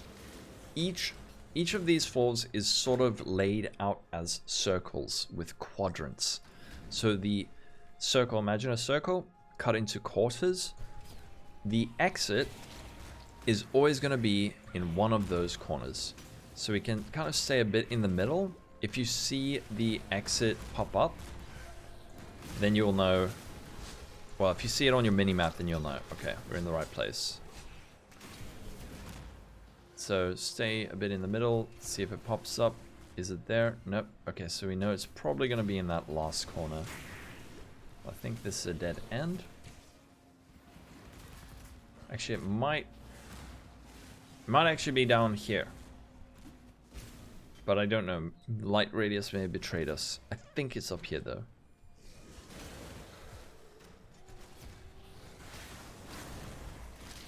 Yeah, it is up here. Okay. Same thing for each of these zones. And don't remember, turn on your blood rage, use your flask, use your smoke mine for the 10th time. It's not in this quadrant, so we're gonna go back to the middle, see if we can... Okay, the waypoint is in this quadrant, which means that the exit cannot spawn in that one. So we're gonna head down this way.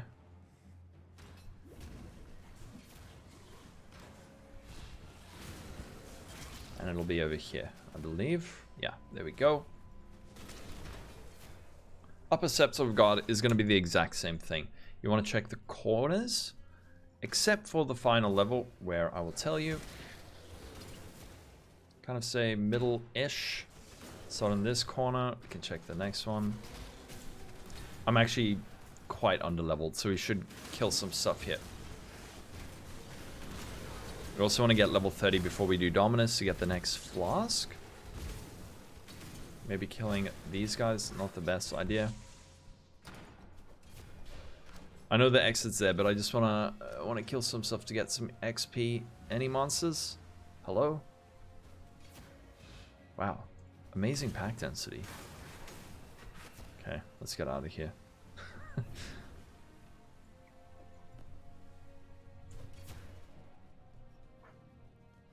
Okay, this is, I think, is this the second level of the Upper Seps? I think it's the second level. Or was it the third?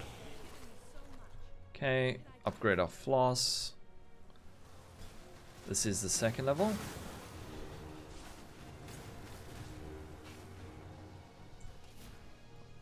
That's always a dead end, grabbing that point. Honestly, doing this Vile side area, this is weird. I'm gonna go do this because if we can get a Vile Blade Vortex or a Vile Haste, it's actually useful, and there's gonna be decent experience in here. So, can do this if you want.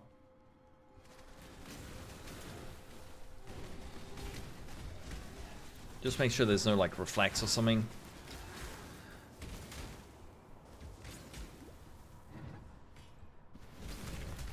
Falling boots, but not the right colors.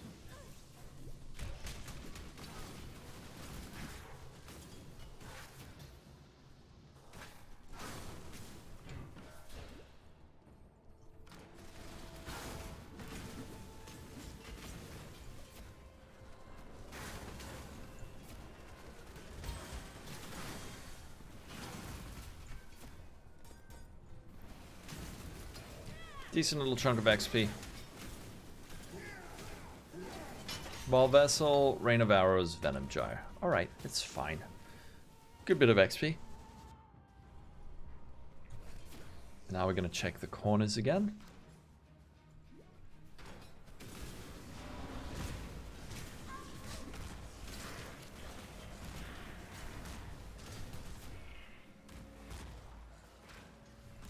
Not in this corner.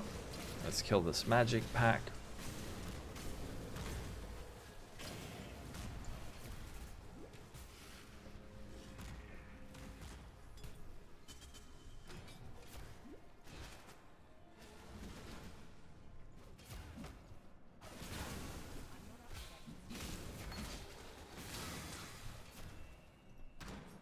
Alright, finally made it to the final floor of the Upper Scepter of God.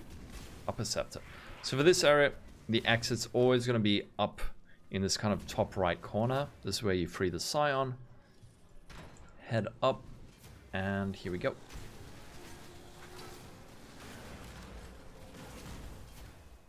Right, up to the tower rooftop.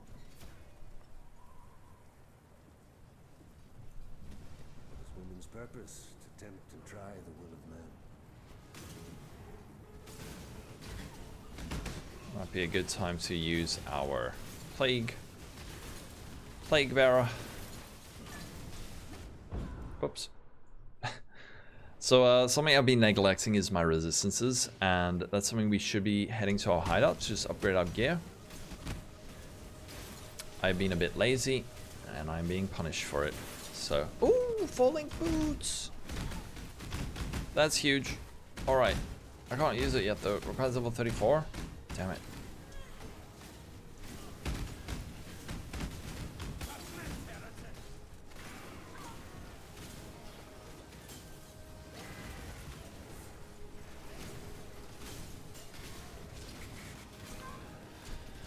So we're running out of flask charges. There we go. Previously, I would take a different set of nodes on the tree. This one, I'm testing out a different set of nodes on the tree, but I think it's alright. However, I'm wondering if... it's not a big deal. Here, lightning resist is actually kind of useful.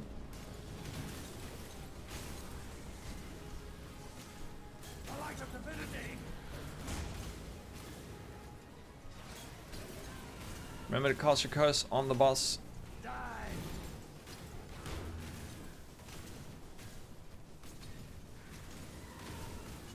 Hey, rip. This is why you do your resistances, so you don't embarrass yourself. But, you know what? We're here to learn. I'm here to learn. I'm here to learn from myself being bad. Having a full link here would be huge. So we'll get that at level 34. Alright. He is dead. These we don't actually need anymore. We can chuck that. These we can ID for some other stuff. Okay, this should level us up. So I want to see if we can get blue, blue, green, green. Nope. That was maybe a waste, but we are going to need a blue, blue, green, green. Having that early is very important.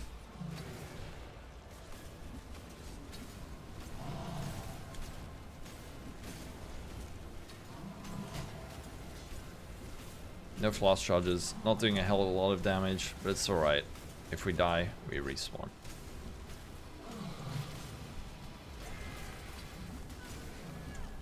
There we rip.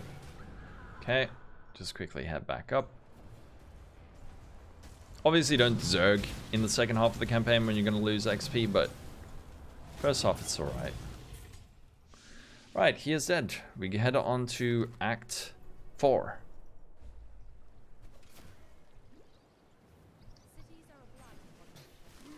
Oh.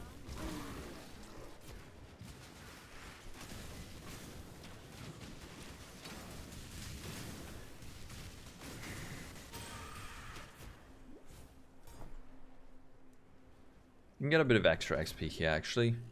There's always going to be magic packs on these little offshoots.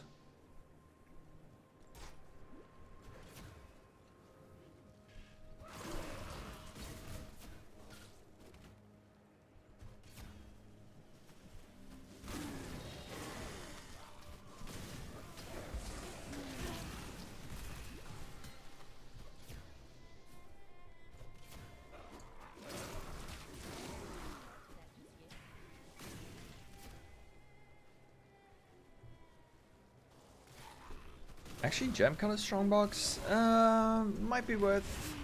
Maybe we can get a gem that we need. Explosive trap. Grab these. Can sell those for GCPs later.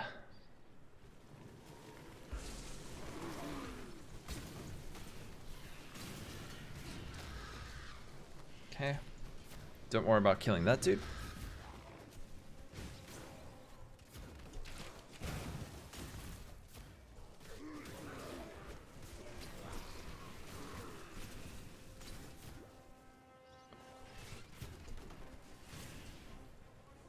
Okie dokie, we made it. Now, what we're going to do in Act 4, a couple of things. First thing, check for a full link if you don't have one yet.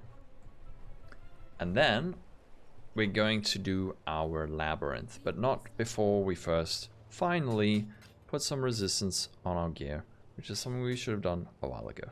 So, let's do that. We can also check for that full link, like I said. Any full links? Any full links? Nope, nope, nope. That's okay. put some in our tab. And what we want to do also is maybe get a new belt. So we're going to go to belt here, 2 of those. Can maybe find some higher tier bases, level 33, something like that. And if you have a couple of essences like we've been doing, you can maybe make your belt rare, something like that. And if you want, not recommended, but you can use it also on a ring if you have a few extra alchemies or something lying around, but better to rather use your essences. Now we're going to head to our hideout and we're going to check our resistances. All right, belt. This one's actually nice. So we see we need a bit of fire res, bit of cold res, bit of lightning res, and we can do that. So fire res, this is going to cost transmute, so good idea to try and stack up a few of those. Fire res, this we can't use it on. This, the suffixes are full. This, the suffixes are full. Well, unfortunately, that is the extent of our crafting. However, you can do crafts on things like this. Doesn't have to be rare or anything like that.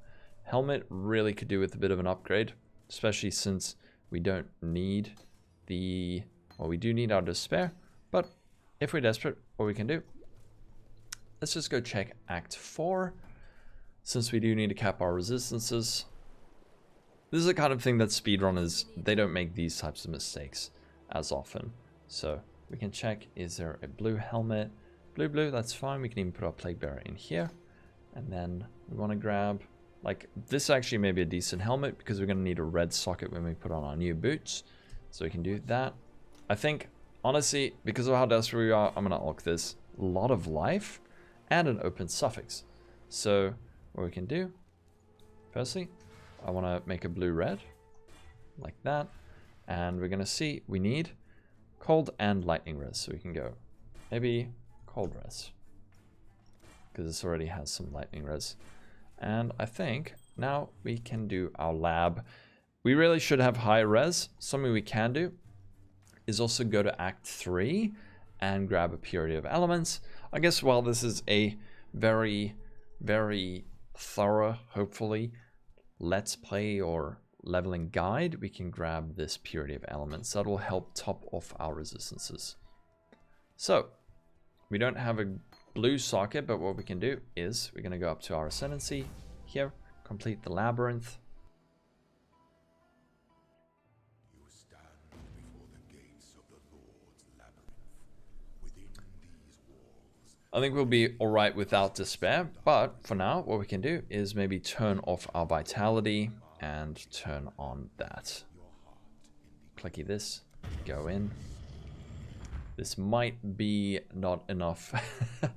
Let's just check our accuracy, 1104. If we turn off that, 787, that's lower than our life. So let's see how we do. Maybe we get away with this tiny mana pool.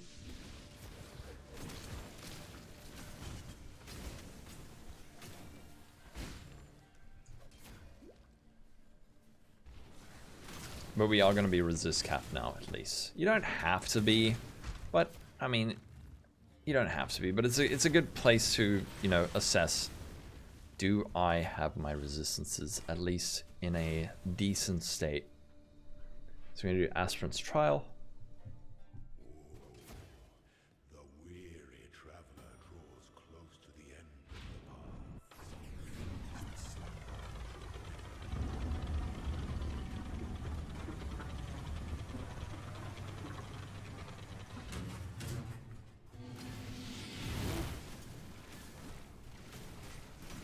Maybe I want to kill this gargoyle, just to make it easier. If we don't kill these things, they appear in the next fights.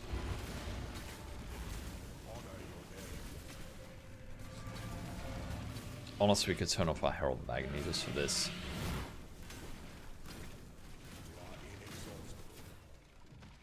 So one set of points that I previously took these nodes and then the mastery to gain flask charges. For this, I wanted to test rather taking field medicine down here. However, I think this is superior. I do feel like I'm running out of flask charges a lot more. So whichever version of the build is deemed to be the best will be in the path of building. So use that as a reference. I'm gonna stick to rather going for these points, replenishing remedies. I feel like that's better for flask sustain. You could get both actually if you wanted, but I'm just gonna go with the one. When the time comes to strike, an emperor strikes without hesitation. An emperor is too late to recharge those advances.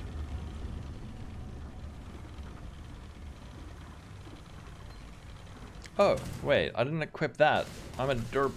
We bought that. And that even has an open suffix, I think. Might not. Does it? No. Yes, it does.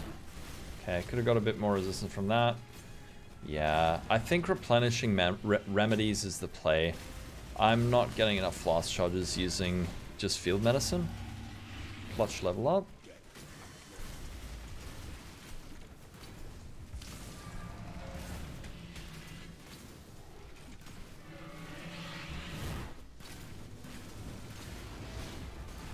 So one thing we want to check, these flasks. You can grab one of these. So if you can get mods on your flasks that increase the amount recovered, it's going to improve the amount of damage that you get from your poisonous concoction. So what you don't want is reduced amount recovered. You definitely want increased though.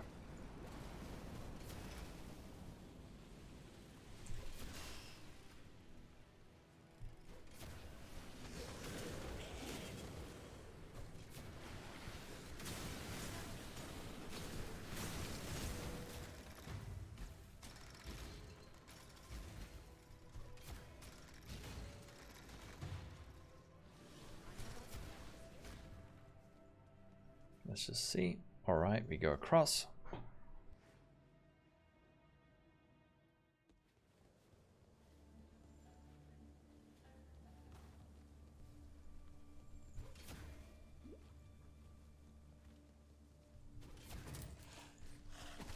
I wouldn't risk opening strong boxes. If it freezes you and explodes, you have to do this all from the beginning.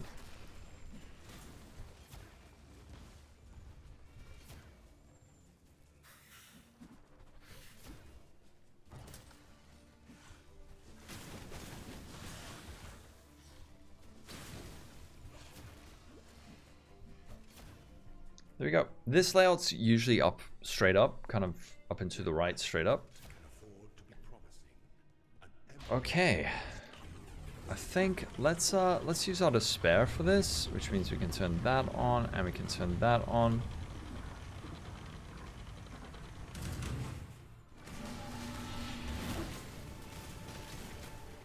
Remember to use your curse and your withering step for bosses.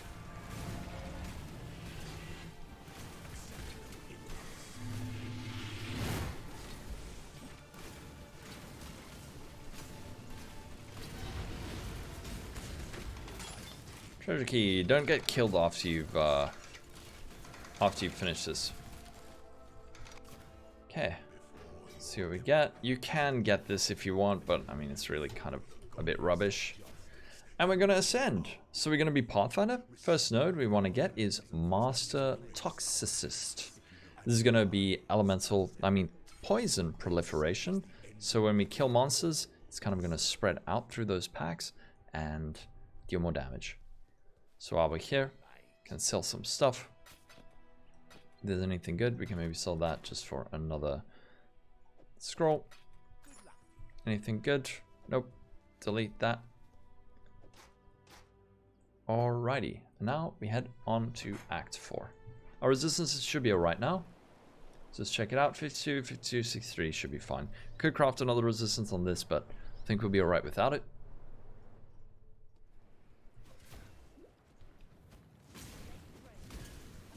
So now our next goal is find an instance that doesn't have 200 ping. And then we're gonna want to reach level 34. Also, we have access... No, we don't have access to a new flask. We get a new flask at 36.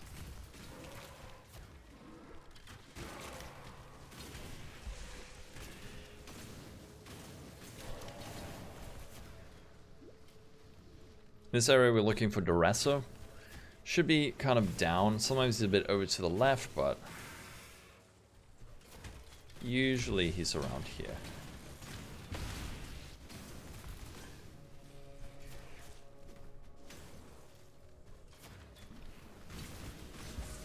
Also a very, very nice area for experience if you're a bit behind like I am.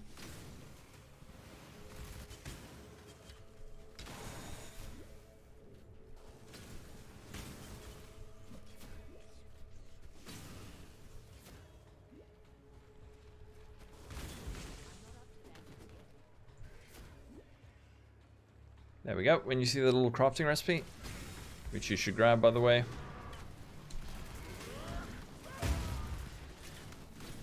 That means you know you found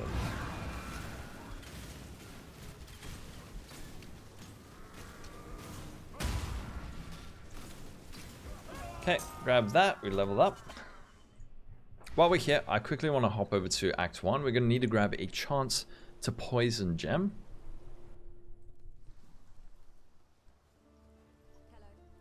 Purchase, chance to poison, should be that. Great. We're going to use that in our boots. And we're going to head back to Act 4.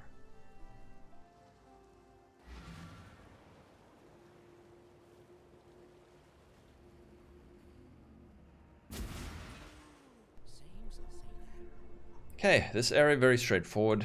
You just want to kind of follow the train tracks. I normally think up and to the left. Immediately get wrecked by the layout.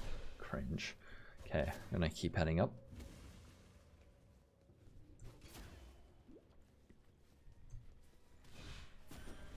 Socket colors, actually quite an important one that you want to grab while you're in here. Usually is on the way. And up and to the left. Here we go. All right. Now, in the Mines Level 2, important quest that we need to do is freeing Deshret's Spirit. This is a point that's going to grant us 1 passive skill point and 2 respec points, both of which we need. So make sure to do this quest while you're down here. If you don't find it while you're down here and you instead find the mines or the crystal veins first, I'll show you what to do. Hopefully that happens. Just so I can show you.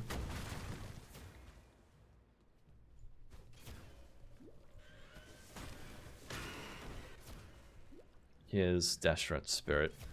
So we will grab it. However, I'll show you what to do if you don't find it.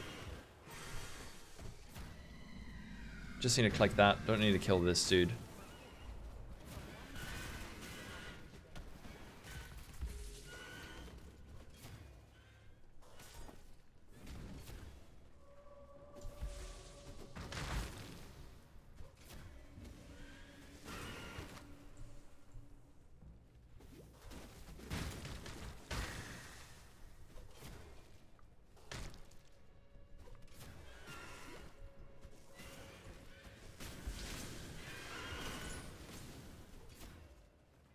And this area is similarly kind of up and to the left. Exit's almost, I think it's always here. So yeah, up and to the left for the mines. Just don't forget Deshret's Spirit. By the way, something I forgot to mention. If you don't find Deshret's Spirit and you instead find this first, what you want to do is drop a portal here. And then you're going to continue onto the crystal veins. And then once you find the waypoint here, you're going to go back to town, go back and do Deshret's Spirit, and then come back through the waypoint. So that way you don't have to double back through the Mines Level 2 too much. So now we're just looking for the waypoint. Is it up? I think it's up. I don't know. I think it's up this way. Timmy, help.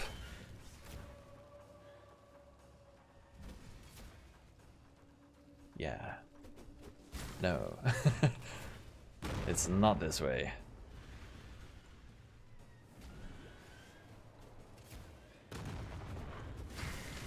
Oh no. It's not that way. It's not this way, it's down that way. It's It's all good.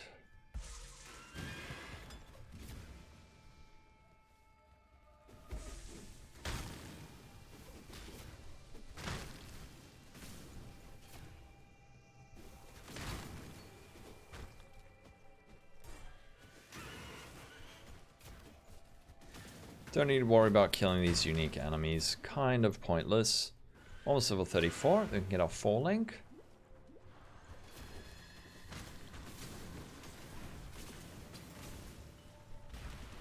This should be it. Level 34. Almost. There we go. Alright, so this 4 link is a massive upgrade for a few reasons. Firstly, we're getting a 4th link, which is a lot of damage, but the reason it's so much damage is that it grants us 100% chance to poison from the chance to poison support. Also, chance to poison grants us flat chaos damage, so we can pop in our smoke mine and you'll see we now have a 100% chance to poison. I'm sure you've seen it. Chance to poison from main hand hits 115%. Now that we have that, we can also maybe grab this node over here. Poison you inflict on non-poison enemies deal 300% increased damage. Not a bad node to take.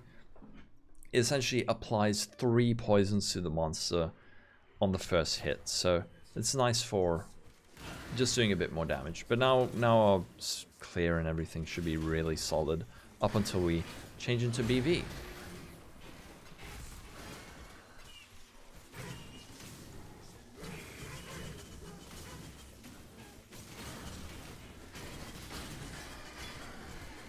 Want to grab 3 linked items. This will give us a chromatic orbit bender.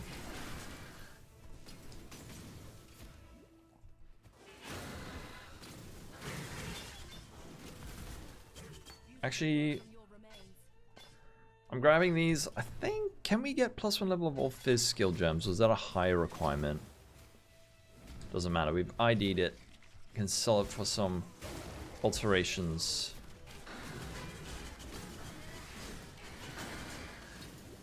So usually you want to do Duressos first and then combs, but I mean it doesn't really matter.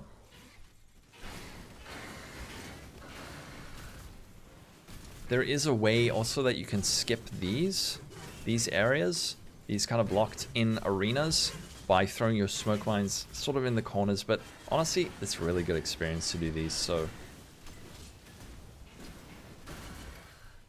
I'd rather just do it. That's a dead end.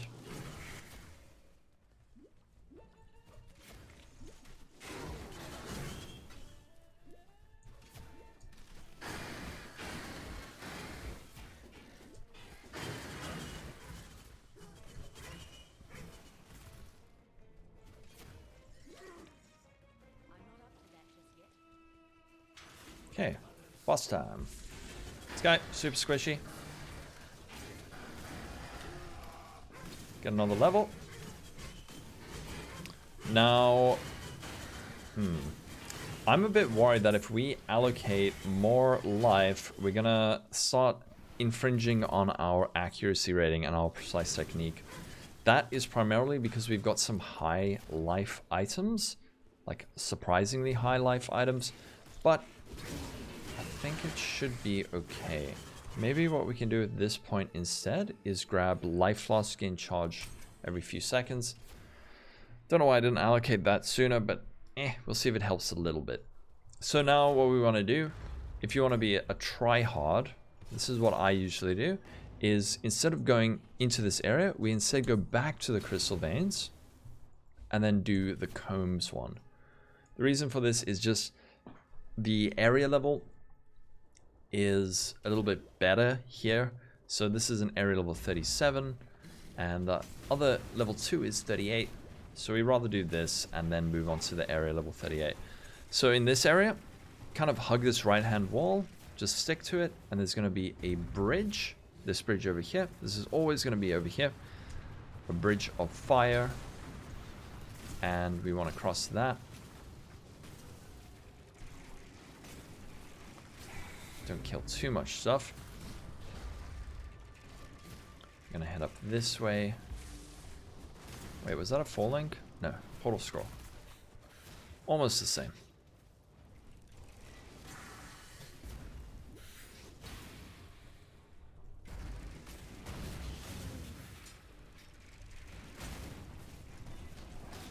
That green, green, blue, blue. That green, green, blue, blue is so important that it's definitely worth using our chromes on it. Although, at the same time, I don't feel like we should be wasting chromes now because we might actually find another green, green, blue, blue naturally along the way. So, sort of, yeah, maybe don't do that. I'm just sort of a bit impatient.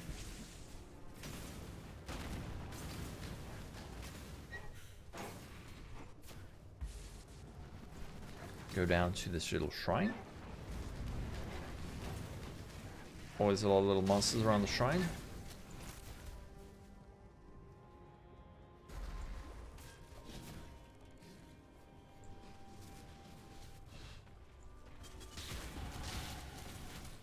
Okay, heading up this way. Gonna grab this life. Just making sure that we don't overcap. Well, exceed our life and accuracy. So our accuracy is at 1197. Should be a bit higher now with the leveled up precision. It's at 1228. Make sure our life doesn't exceed that.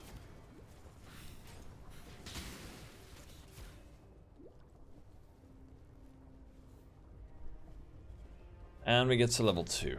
And now we can just run this. We don't have to go back. If you want, you can go back to Duressos. Doesn't really make a difference.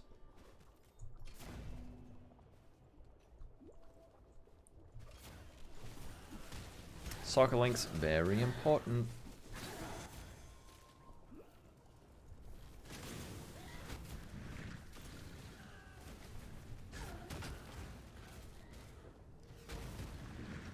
Does this go this way? Yeah. Keep forgetting to turn on that. There were so many inefficiencies with this, honestly. Forgetting to use Flask, forgetting to use our Blood Rage, forgetting to use our Quicksilver, forgetting to use our Smoke Mine. But we'll be alright.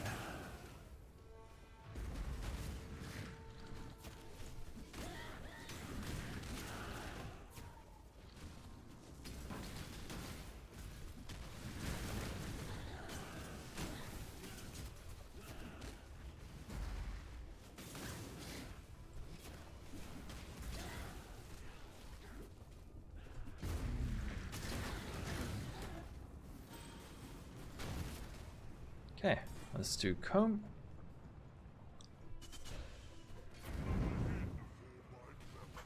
Okay, so we're gonna use our Plague Bearer, curse him, and we're gonna use our Withering Step to apply some withered stacks to him, and it should be a very easy little fight. I'm gonna actually chuck out one of these. Maybe make sure you kill him first. Grab the Eye of Fury. Head back to town. Just want to sell some stuff to Kira. Sell, sell, sell. Don't need that 4 link. We can sell that. We're going to keep that. Maybe check for another 4 link. Green, green, green, green. Green, green, blue, blue. Nope. Offload. Oh. Put away my Purity of Elements by mistake. Not a big deal. And also we are level 36. So here's this quest for Desperate Spirit. We're going to get a pass point, 2 respec points. I'm scared to allocate that. 1104, so we're still fine. And we're going to now upgrade our flasks so we can get that one. There's the 3-to-1, and we can get another one here. So there we go. Alright, flasks are upgraded. If you want to take a gamble, what you can do is use a transmute. The problem is if you get this, reduce amount recovered, that's very bad. So I wouldn't probably waste it, especially this early on. Our damage is fine. So rather, don't gamble on your flasks.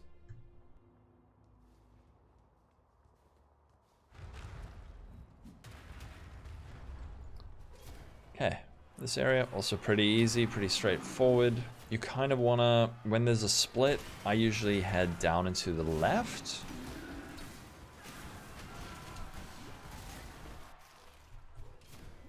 Or at least left-ish.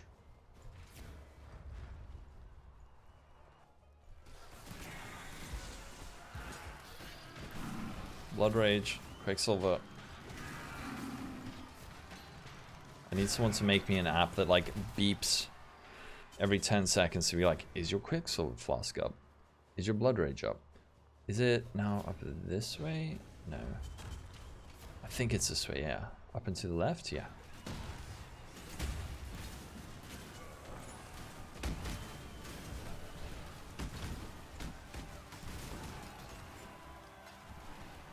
I actually want to check out this Butcher's Knife. Might be nice when we get BV. It's not. And here we will find Daresso.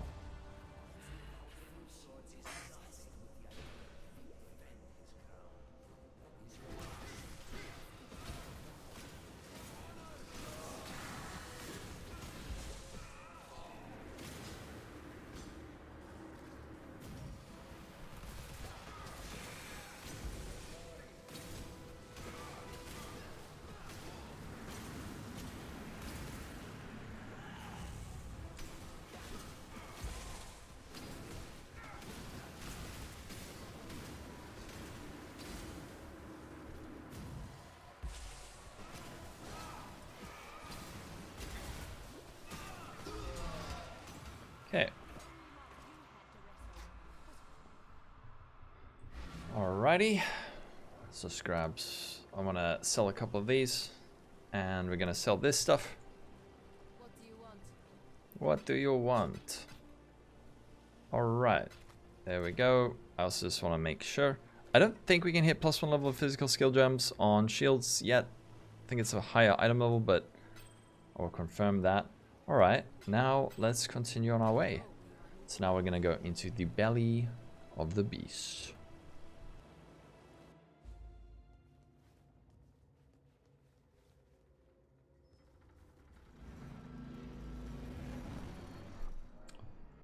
This area, there's going to be a lot of bleeding and physical damage. If you can get a bleeding immune flask, it would be wonderful, but don't waste alterations trying to get it.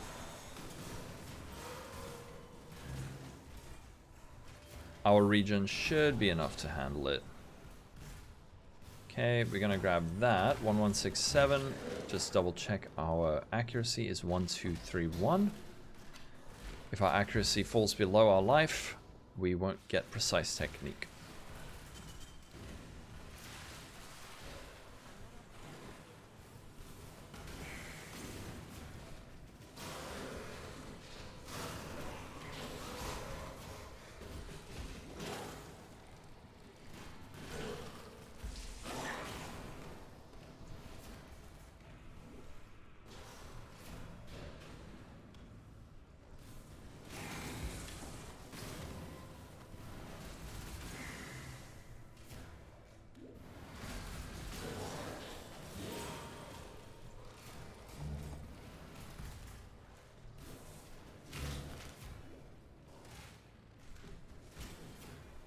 Level 2.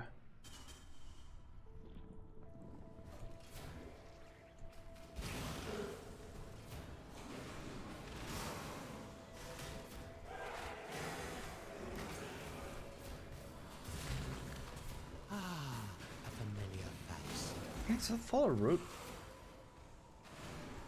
You know what I realized? This is very embarrassing, but a good way to check if your Quicksilver Flask is up is to see this little spinning icon floating around you. I keep looking at my flask bar. Maybe just look at your character. But hey, this is why we practice. We learn stuff.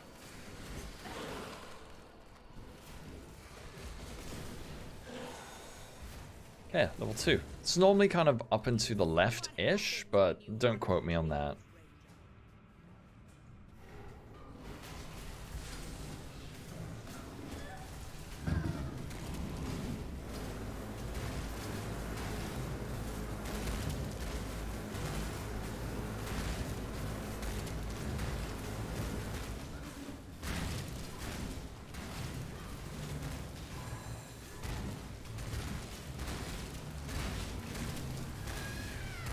Okay, Piety is dead. Prey, Huntress.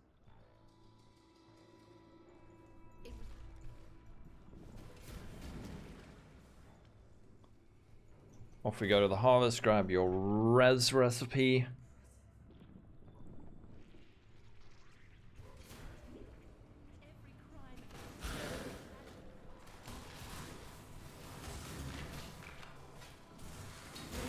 Falling boat, not very useful. You know another way you can tell if you have a Quicksilver Flask active? It's just by how fast you're going. That is another good way to tell.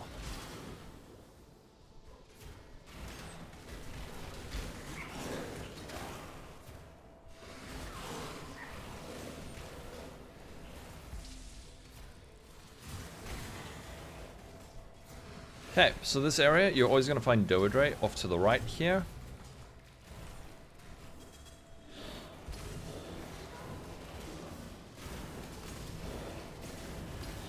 Make sure you have a bit of inventory space.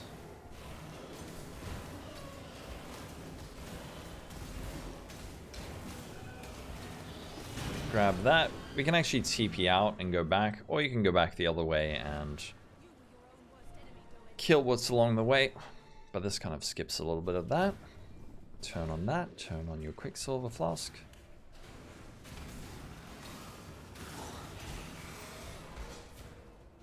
Over here we're going to find Malagaro or Shavron.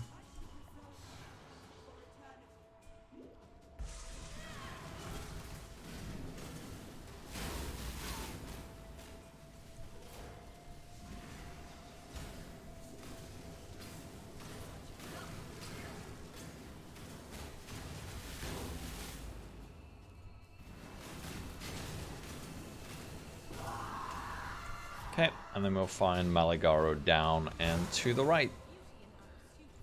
It's, I think, impossible to get lost down here, so don't worry.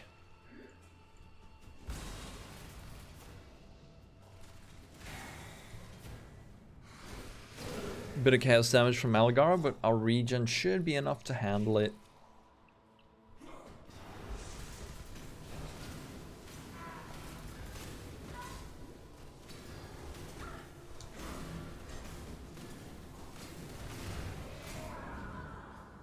Well, that's embarrassing. Well, luckily, the TP right there. Okay. Can't go through the portal, you can just run back. And now we're going to do... talk to Piety, into the Black Core. And we're going to do this guy now. This moment, Ranger. You and I, who create the most beautiful of nightmares together. Creation. Usually the concern of nature, isn't it? Not anymore. Remember to curse the bosses. Elusive step. I haven't explained it, but Wither causes enemies to take increased chaos damage, and we are doing poison, which is a form of chaos damage over time.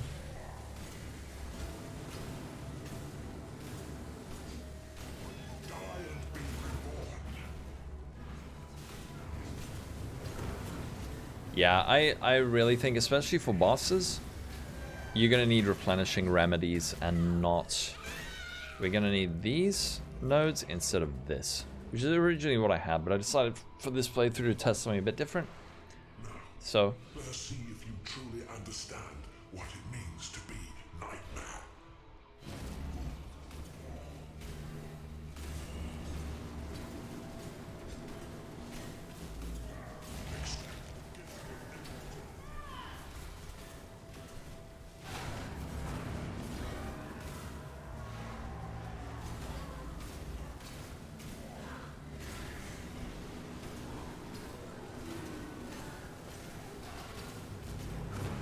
Accept the gift of immortality.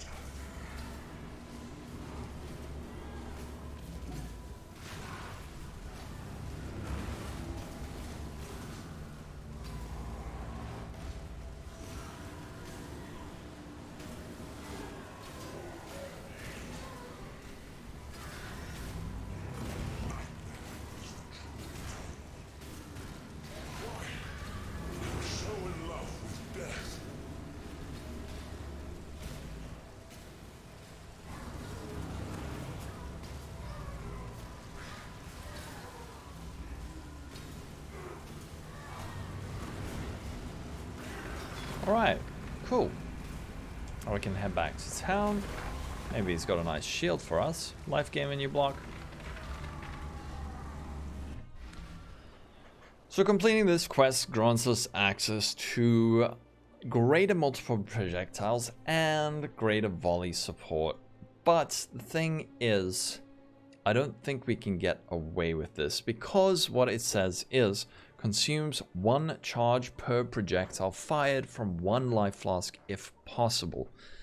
So having all these extra projectiles is just going to chunk our flasks. We're not going to have any. So using any of these, I don't think we can get away with using greater multiple projectiles. Honestly, I think maybe for leveling, instead of going LMP volley, we go LMP chance of poison.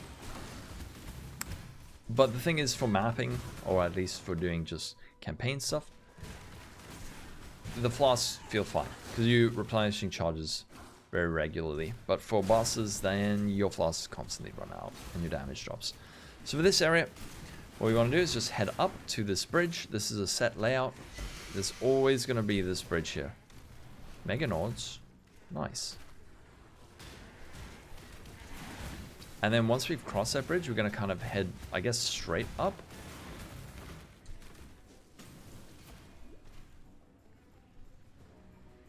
We want to grab this accuracy recipe. Oh no, it's different now.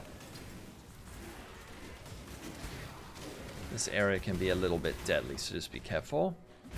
And then we're going to follow this little ridge, and then once we've gone through that little sliver, head over this way to the quest point.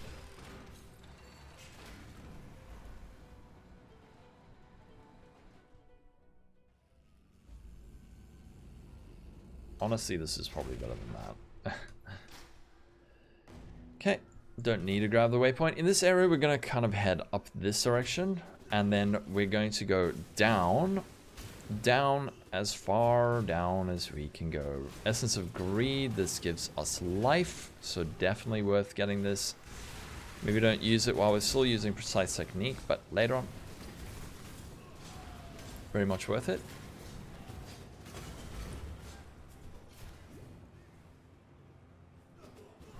So kind of try hug this right wall and go as far down as you can. Make sure your Quicksilver's up.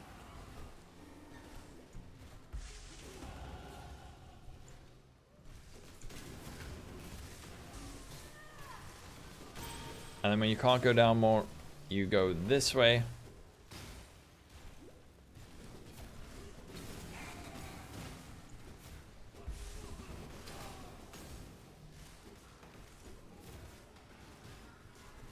And then you kind of go down to the left. And we should see Overseer Crow. Yep, there he is. Level up your gems. Gives us a bit more flexibility on our life. And there we go. And we got 2 new flasks. Nice. Now we're going to get a 2-stone ring as a reward here. Just want to double check your resistors. So we need fire and lightning for sure. Okay, let's just sell some garbage. We're going to sell this. Not going to use any uniques for this run. That's not bad.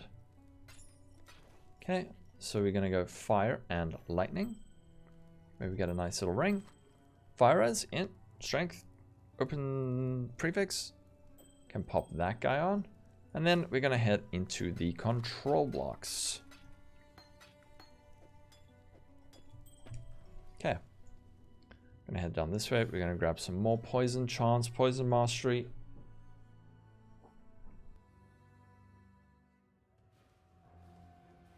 Now this area, what we want to do, kind of just head straight-ish or down into the left-ish, and we're gonna try find the Maya's meter, which grants us a passive point. So something we can do. On these walls, we can actually use a movement skill to get up, but only where there's a broken fence, then we can get up. But try hug this left wall all the way to the left. This is also almost a set layout, but not quite. I would say it's more fixed than set. The Maya's meter is kind of always going to be here. And again, we can flame dash down or smoke mine down. we've got that. And then we're going to head up this way. It's going to sort of be up-ish and to the right-ish.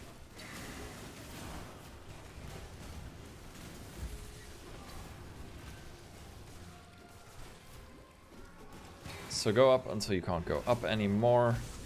And then we're going to keep sort of hugging this top-ish wall, if that makes sense. Smoke mine up there. Smoke mine feels so bad compared to Flame Dash, but we made our decision.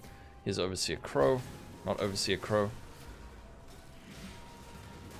Justica Casticus.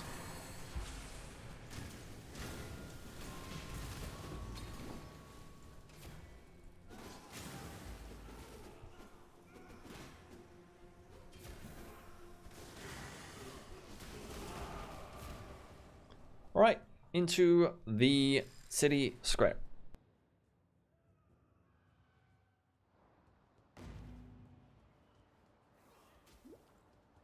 Okay, this area. Also, this is certainly a set layout. And a very easy one at that. You just want to go that way.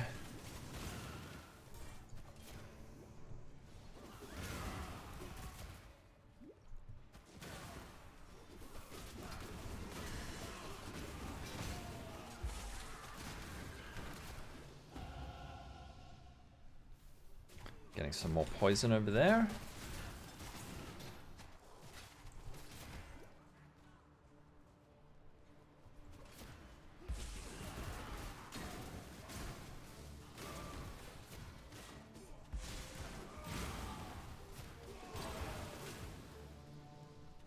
I think this is gonna be down and to the right now.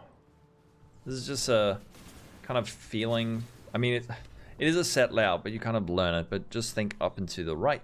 We're gonna grab this waypoint, and now this area, Templar Courts, it's gonna be kind of a spiral. So you wanna, I guess, an easy way to think about it is to hug the wall and just do a spiral around the edge.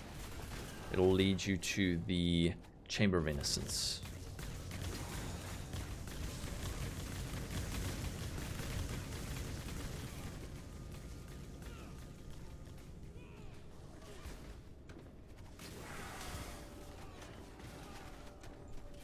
You don't have to do a hard hug, but just thinking like spiral or circle. Arcanist Strongbox, nice. Maybe get some fancy items here.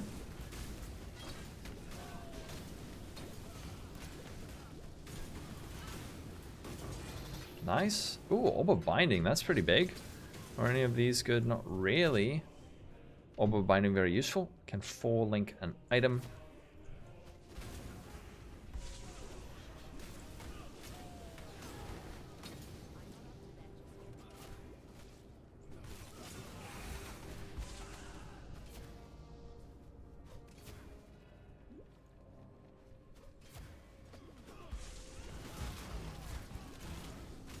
And our Chamber of Innocence, again, is a great place to get some XP.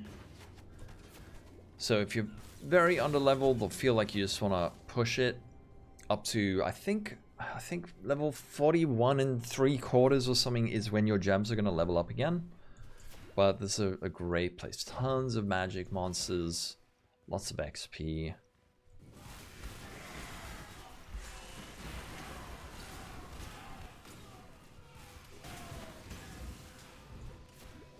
Probably worth checking out those jewels, but eh. We're on a time crunch. Gotta make it to maps for league start so our friends think we're cool.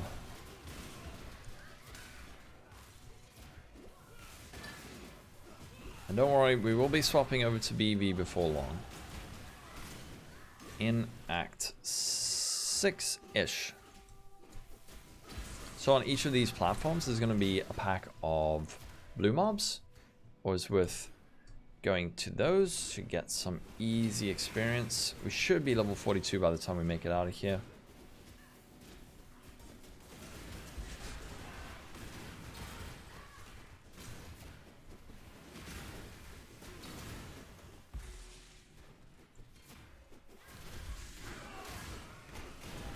Don't forget to turn on your Blood Rage. I keep forgetting.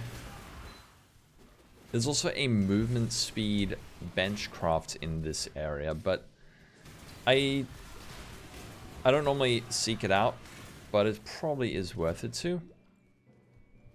It's only around here.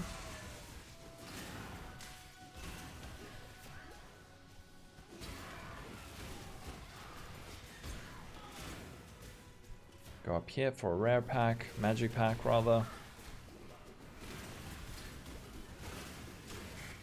And now our gems should start leveling up. Like I said, 41 and a half, 42-ish.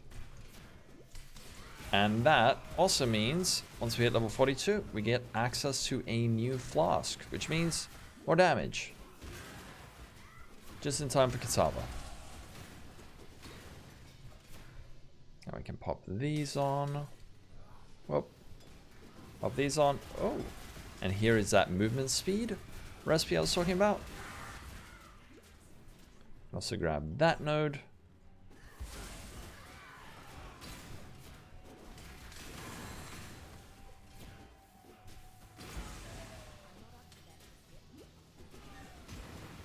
Alright. Now, lots of magic packs right before the boss. So, aha. There our gems level up. Some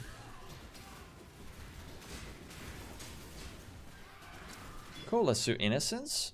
Pretty easy fight.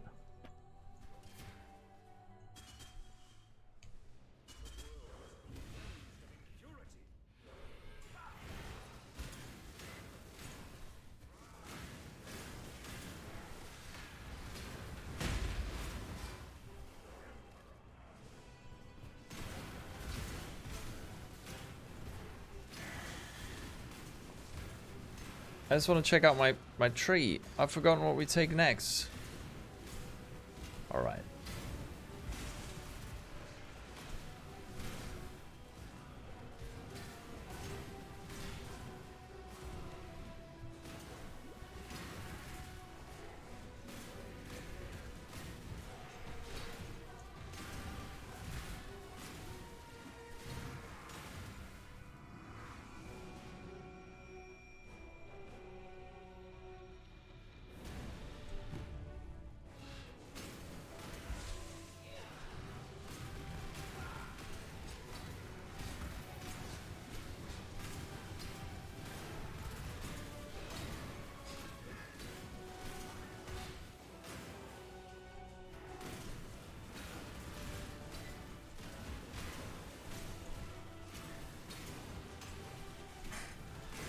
I hope that half this video isn't just you hearing me breathing.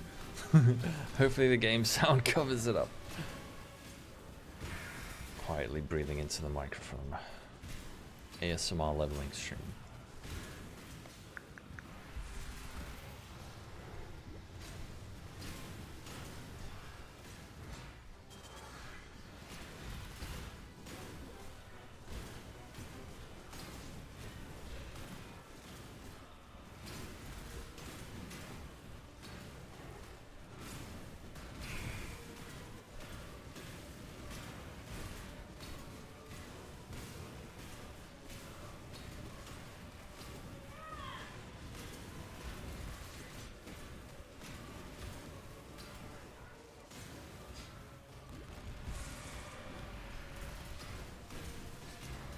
Alright, we have done it. Congratulations. Let's check out these little gloves. Not very good.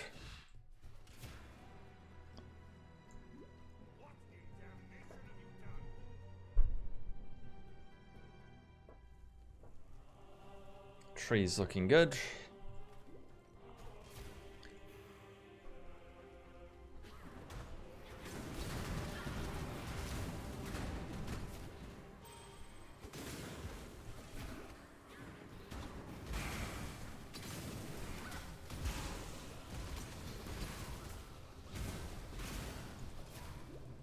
Now this is the same area, if you didn't notice. It's the same as the Templar Courts, except that now is the Torched Courts, and it's going to follow the same layout as before, where it's just a little spiral.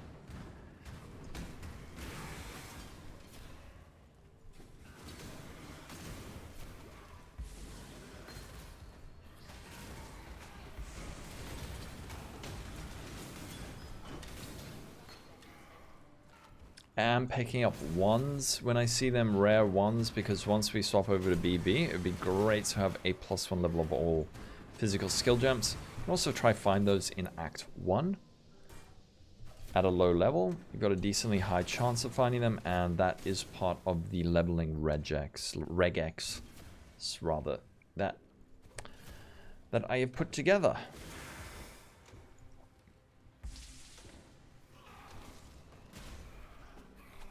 What is happening? Okay, we're gonna make our way out now, and then we're gonna head into the ruined square.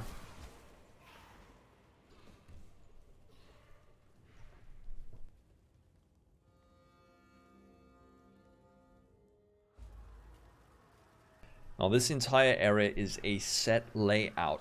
Always exactly the same. Coming out of the torch courts, you always want to go straight here. Then you're going to turn right here. And then you're going to turn right here. And we're going to turn left. Normally you would think, oh, I can go out this way. Nope, that's always going to be blocked off. Now what we want to do is head into the ossuary. Our inventory is a little bit messy. So we might want to drop something. We're going to have to pick up the Staff of Purity. If you see this crafting bench icon to the right, then go right.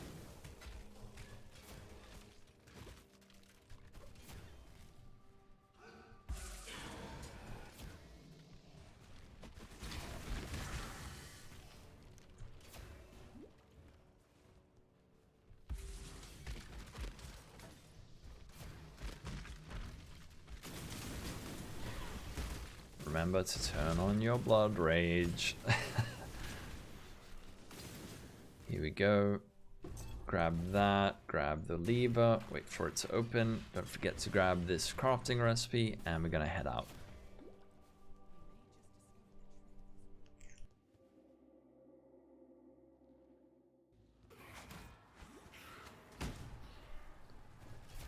Okay, continuing on our way. This, like I said, always a set layout.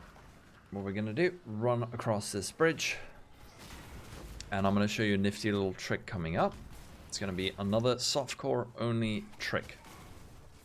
So once we make it into the main square, we're gonna head slightly up, and at these stairs we're gonna drop a portal, and then we're gonna head down this way. We need to find the reliquary where we're gonna do Kitava's torment quests. I kind of head diagonally, or I guess this is straight down, until you find this wall. Follow this wall down, and then it's going to split off, and we're going to find the reliquary right over here.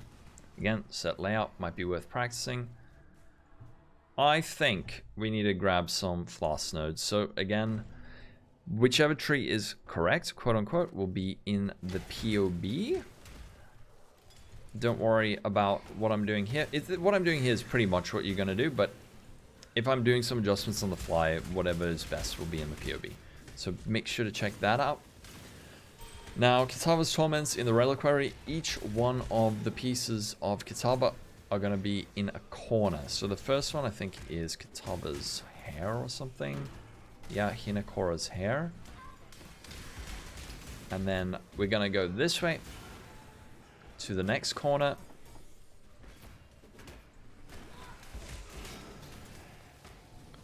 Phasing is really nice. And then there's the tooth. I think it's a tooth. A jaw. And then we're going to go straight up to the next corner to find Kitava's tooth. Not having real movement skills is so painful.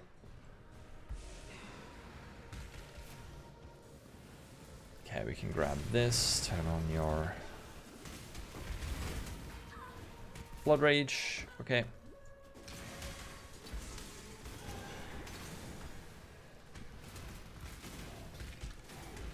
Ooh, another full link? But we already have one. Don't really need those. Here's the tooth. And now what we're going to do, again, is allow our character to be slain. And what we're going to do is resurrect in town. We're going to quickly go over to Lani. we're gonna grab, what we need is a jade flask for this quest. We're gonna grab that, and we're gonna grab this book of skill. Sell this stuff. Make sure your inventory is not too messy. Can ID that one as well. Damage over time, free, kind of bad. And we're gonna hand in this quest with Vilenta. So now we have all our skill points. Gonna grab these 2 nodes, which I think are optimal. And then we're gonna take our portal to the ruined square. And look, we pop out right here by Kitava.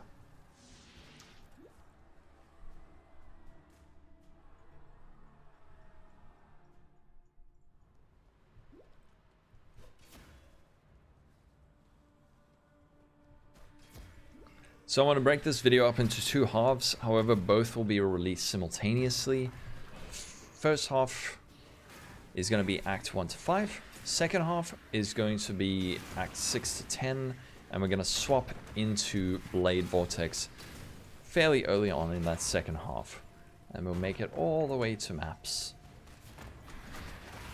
And because I'm not a speedrunner and I'm also trying to explain a lot of stuff, I can't do a, 3-hour campaign while explaining things, showing gems. And I'm slow. So, yeah, here we are in Kitava. And we're going to make sure we've done all our passive point quests. Yep. Okay, let's do Kitava.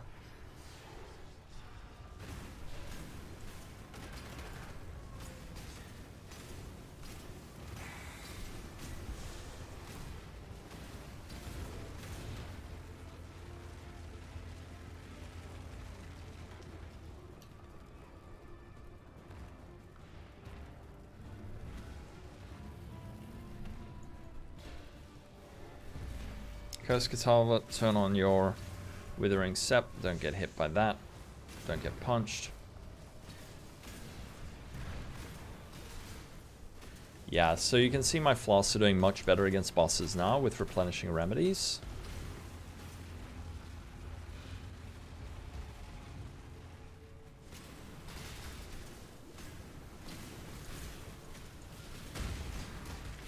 I think I will update the PoB, don't you worry. Whatever it is will be optimized. As far as I can optimize it.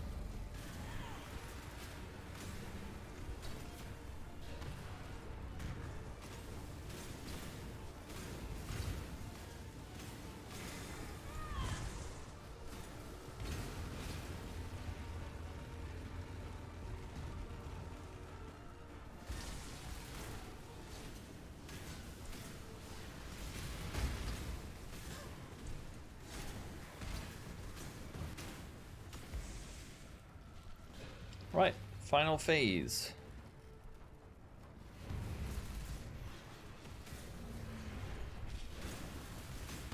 Whoops.